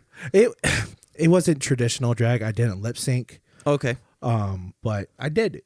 And it was a definite crazy experience for myself. I had a lot of fun. It's a lot. It's like just the work to go into doing it was a lot in itself. So I couldn't imagine the struggle some of these drag performers or burlesque performers, for the matter of fact, have going into doing these acts, getting their numbers together, because I had no idea what I was doing. Well, even at a minimal thing like dressing up for Halloween this year, I'm doing makeup, I'm doing lashes, I'm doing eyeliner, and I'm doing it with my girlfriend in the bathroom. And I'm like, I don't know how you guys do this every day. I got frustrated and I walked out of the bathroom. I'm like, I'm not doing makeup anymore. So for like 15 minutes, I laid on the bed. I'm like, I don't even want to go out anymore. I'm like, how do you guys do this? Like all the time. It's like such a, like, I never knew. He's like I respect this so much more now, to where my girlfriend's wearing lashes. I'm like, those lashes are bomb. Like, I know those probably took a half hour to get just right. It's like you have so much more respect for what those kind of performers do. Oh, yeah. And it's like the art that goes into it and the commitment that goes into it. Well, it's like even on Adrian's episode they just did, she talked about doing like the dance thing. Oh, yeah. Yeah. Which one? Where we were doing the dancing on Tuesdays. Oh, and like that, I'm like, God, just like thinking of choreography to these things, and like I'm like, the warm up is kicking my ass. She's so fucking good at that shit, though. Yeah. She has a real gift for those absolutely. type of things, and especially like watching her with her students, and just like, you know, and she enjoys like, it. Like that's the biggest part. Like when you got, it's like I know she's proud of her students, and like when and they perform and like they're doing fucking great, you know, and it's like yes, it's like. You are a part of this, and it's fantastic to see. And it's cool for us as like close friends to like be like, you are happy in what you're doing. You're killing this. Like you're enjoying it, like, and you're doing a great fucking job. Like we're just like, it's like that makes you feel good, like for them. Yeah, I think that's important. Like feel good for your friends. Like just because someone's going through a good patch and you're not, like doesn't mean you have to be jealous of them. Oh yeah, uplift your friends anytime. Like, my god, it's huge. It's like I love that shit. It's like even if it's minor. Like, dude, like honestly, with this podcast stuff, dude, you're fucking doing great, in my opinion. I think you guys are doing great. These things, I enjoy watching them. I always laugh every time. They're fucking so random, but they're very entertaining. And that's why I really wanted to do this and fucking have a time. Yeah, like especially with Robert. Like you just showing us the house too. I'm like, I am so proud of you guys. Look at you guys. Like this place is dope. You guys are fucking great. Like this is sick and as fuck. I appreciate you.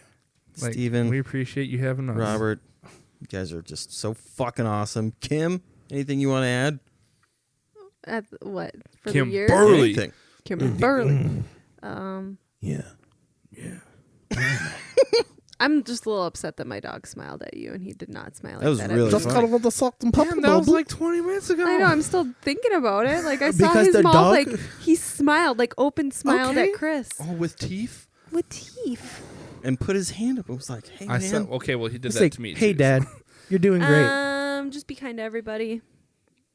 I don't. That's all. That's my thing with everything. It's, You don't know what people are going through, exactly. especially like It's right like- now with the holiday season and shopping. Just be nice to people. Oh, Don't especially be so rude. holidays. Like if people aren't able to see family, like we just kind of touched on. Like, oh my god, It's- Just be see, nice. like it gets You know. dark at 4:30. Like, Yeah. come on, guys. Like, Yeah. Like- help each other out a little bit. It's like Yes. it's like if just like be like Adrian and Annie. Sometimes it's like if your friends don't have anywhere to go, invite them. Yeah. Bring them into your own family, and it's like and you have no idea how much those people will appreciate. I know I appreciate far more than any. I can't express enough how much I appreciate my friends for what they do for me.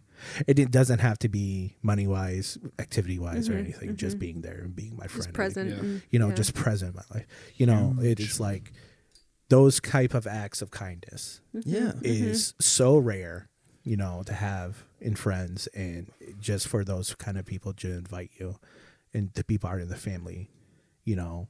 And it's like they even try to include my little brother, which wow. means so much more to me. Yeah. You know, sometimes he doesn't want to do it, but Sure. Just the He- thought.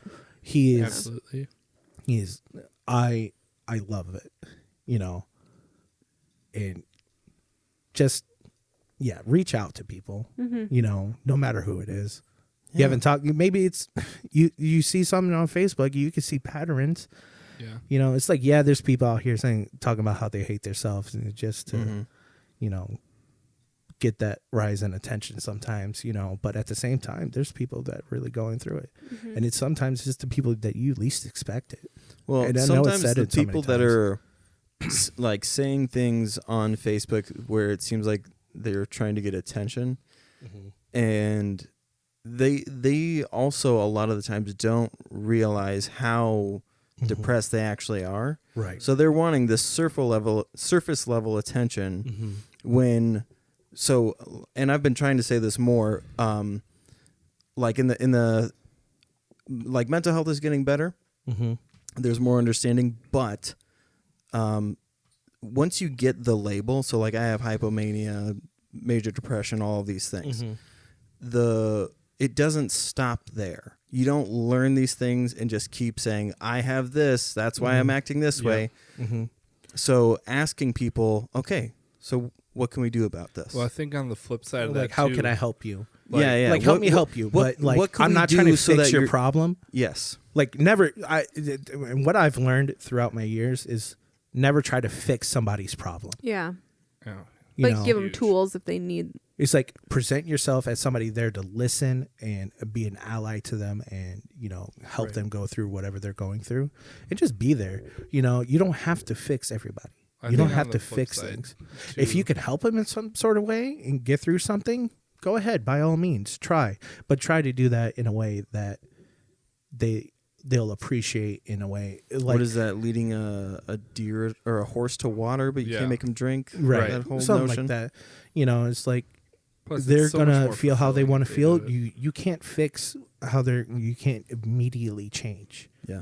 how somebody feels about something or Right. what they're going through. Yeah. I just want to say flip side too, like just because if someone's like looks like they're doing fine, Mm-hmm. like doesn't mean like they're over stuff. Like I have depression. I'm really happy like Mhm. with my life and where it's at right now. Doesn't mean like my depression's cured. Like Yeah. it's constantly Yeah. there, and it comes in all different shapes and Mhm. forms. And You it's know, like Yeah. no, just because I'm smiling in public and I look good in all these pictures doesn't mean I didn't just lay in bed all day. Mhm. Yeah. Yep. Yeah. Or or I haven't showered in 4 days, Mhm. or I have 3 piles of laundry piled up Mhm. that I need to wash. Like Oh. so it's like just because someone's doing better doesn't mean they're cured. Yeah. God, Yes. I feel that so hard. Fucking lately I've been fine. Recently I went through my ex-girlfriend's pictures for some reason today, and I was just like, "Fuck, I'm not okay." I was like, and it leads to Yeah. like But how's she look though? How did she look? fucking. But then guess what? He came on this podcast I and, did. and he's cured. Yeah, I'm out here talking about my problems. Do you have any words of wisdom? I would just say Hugs, not drugs. most of what these guys are saying, it like in summary, it's the it sounds really basic, but it's the thought that counts, and being sincere in that. Oh, that's in huge. that thing. So yeah. So it's not just saying because this is what I'm supposed to say Right. here, right? You're sad, so I think I'm supposed to say this. Just be as sincere to whatever that means. So to whatever your understanding of helping or being there for someone is, do that thing and be sincere about it. And most of the time, the person that you're doing that to Right. or offering up to, they're going to understand. Right. It's like- and I don't think people come to you expecting you to fix them. For sure. And they know that, and you don't, like, you might not know how long it just took them to even get to reaching out to you. Right. Yeah. Mhm. And like, so just like you said, that sincere thing is huge. Yes. Like, don't It's seem like you such a copied small- some from Pinterest. And Yeah. it's such a small act, but it's has such a huge effect. Absolutely. God, this got so wholesome.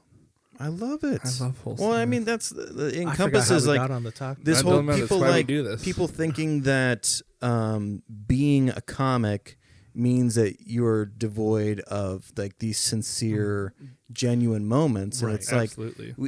laughter is super important. Obviously, Oh, it's yeah. the reason we all fucking know each other. But the thing that I think binds us together and like keeps us in contact and things like that is because of the sincere side of things. I've met hundreds of comics.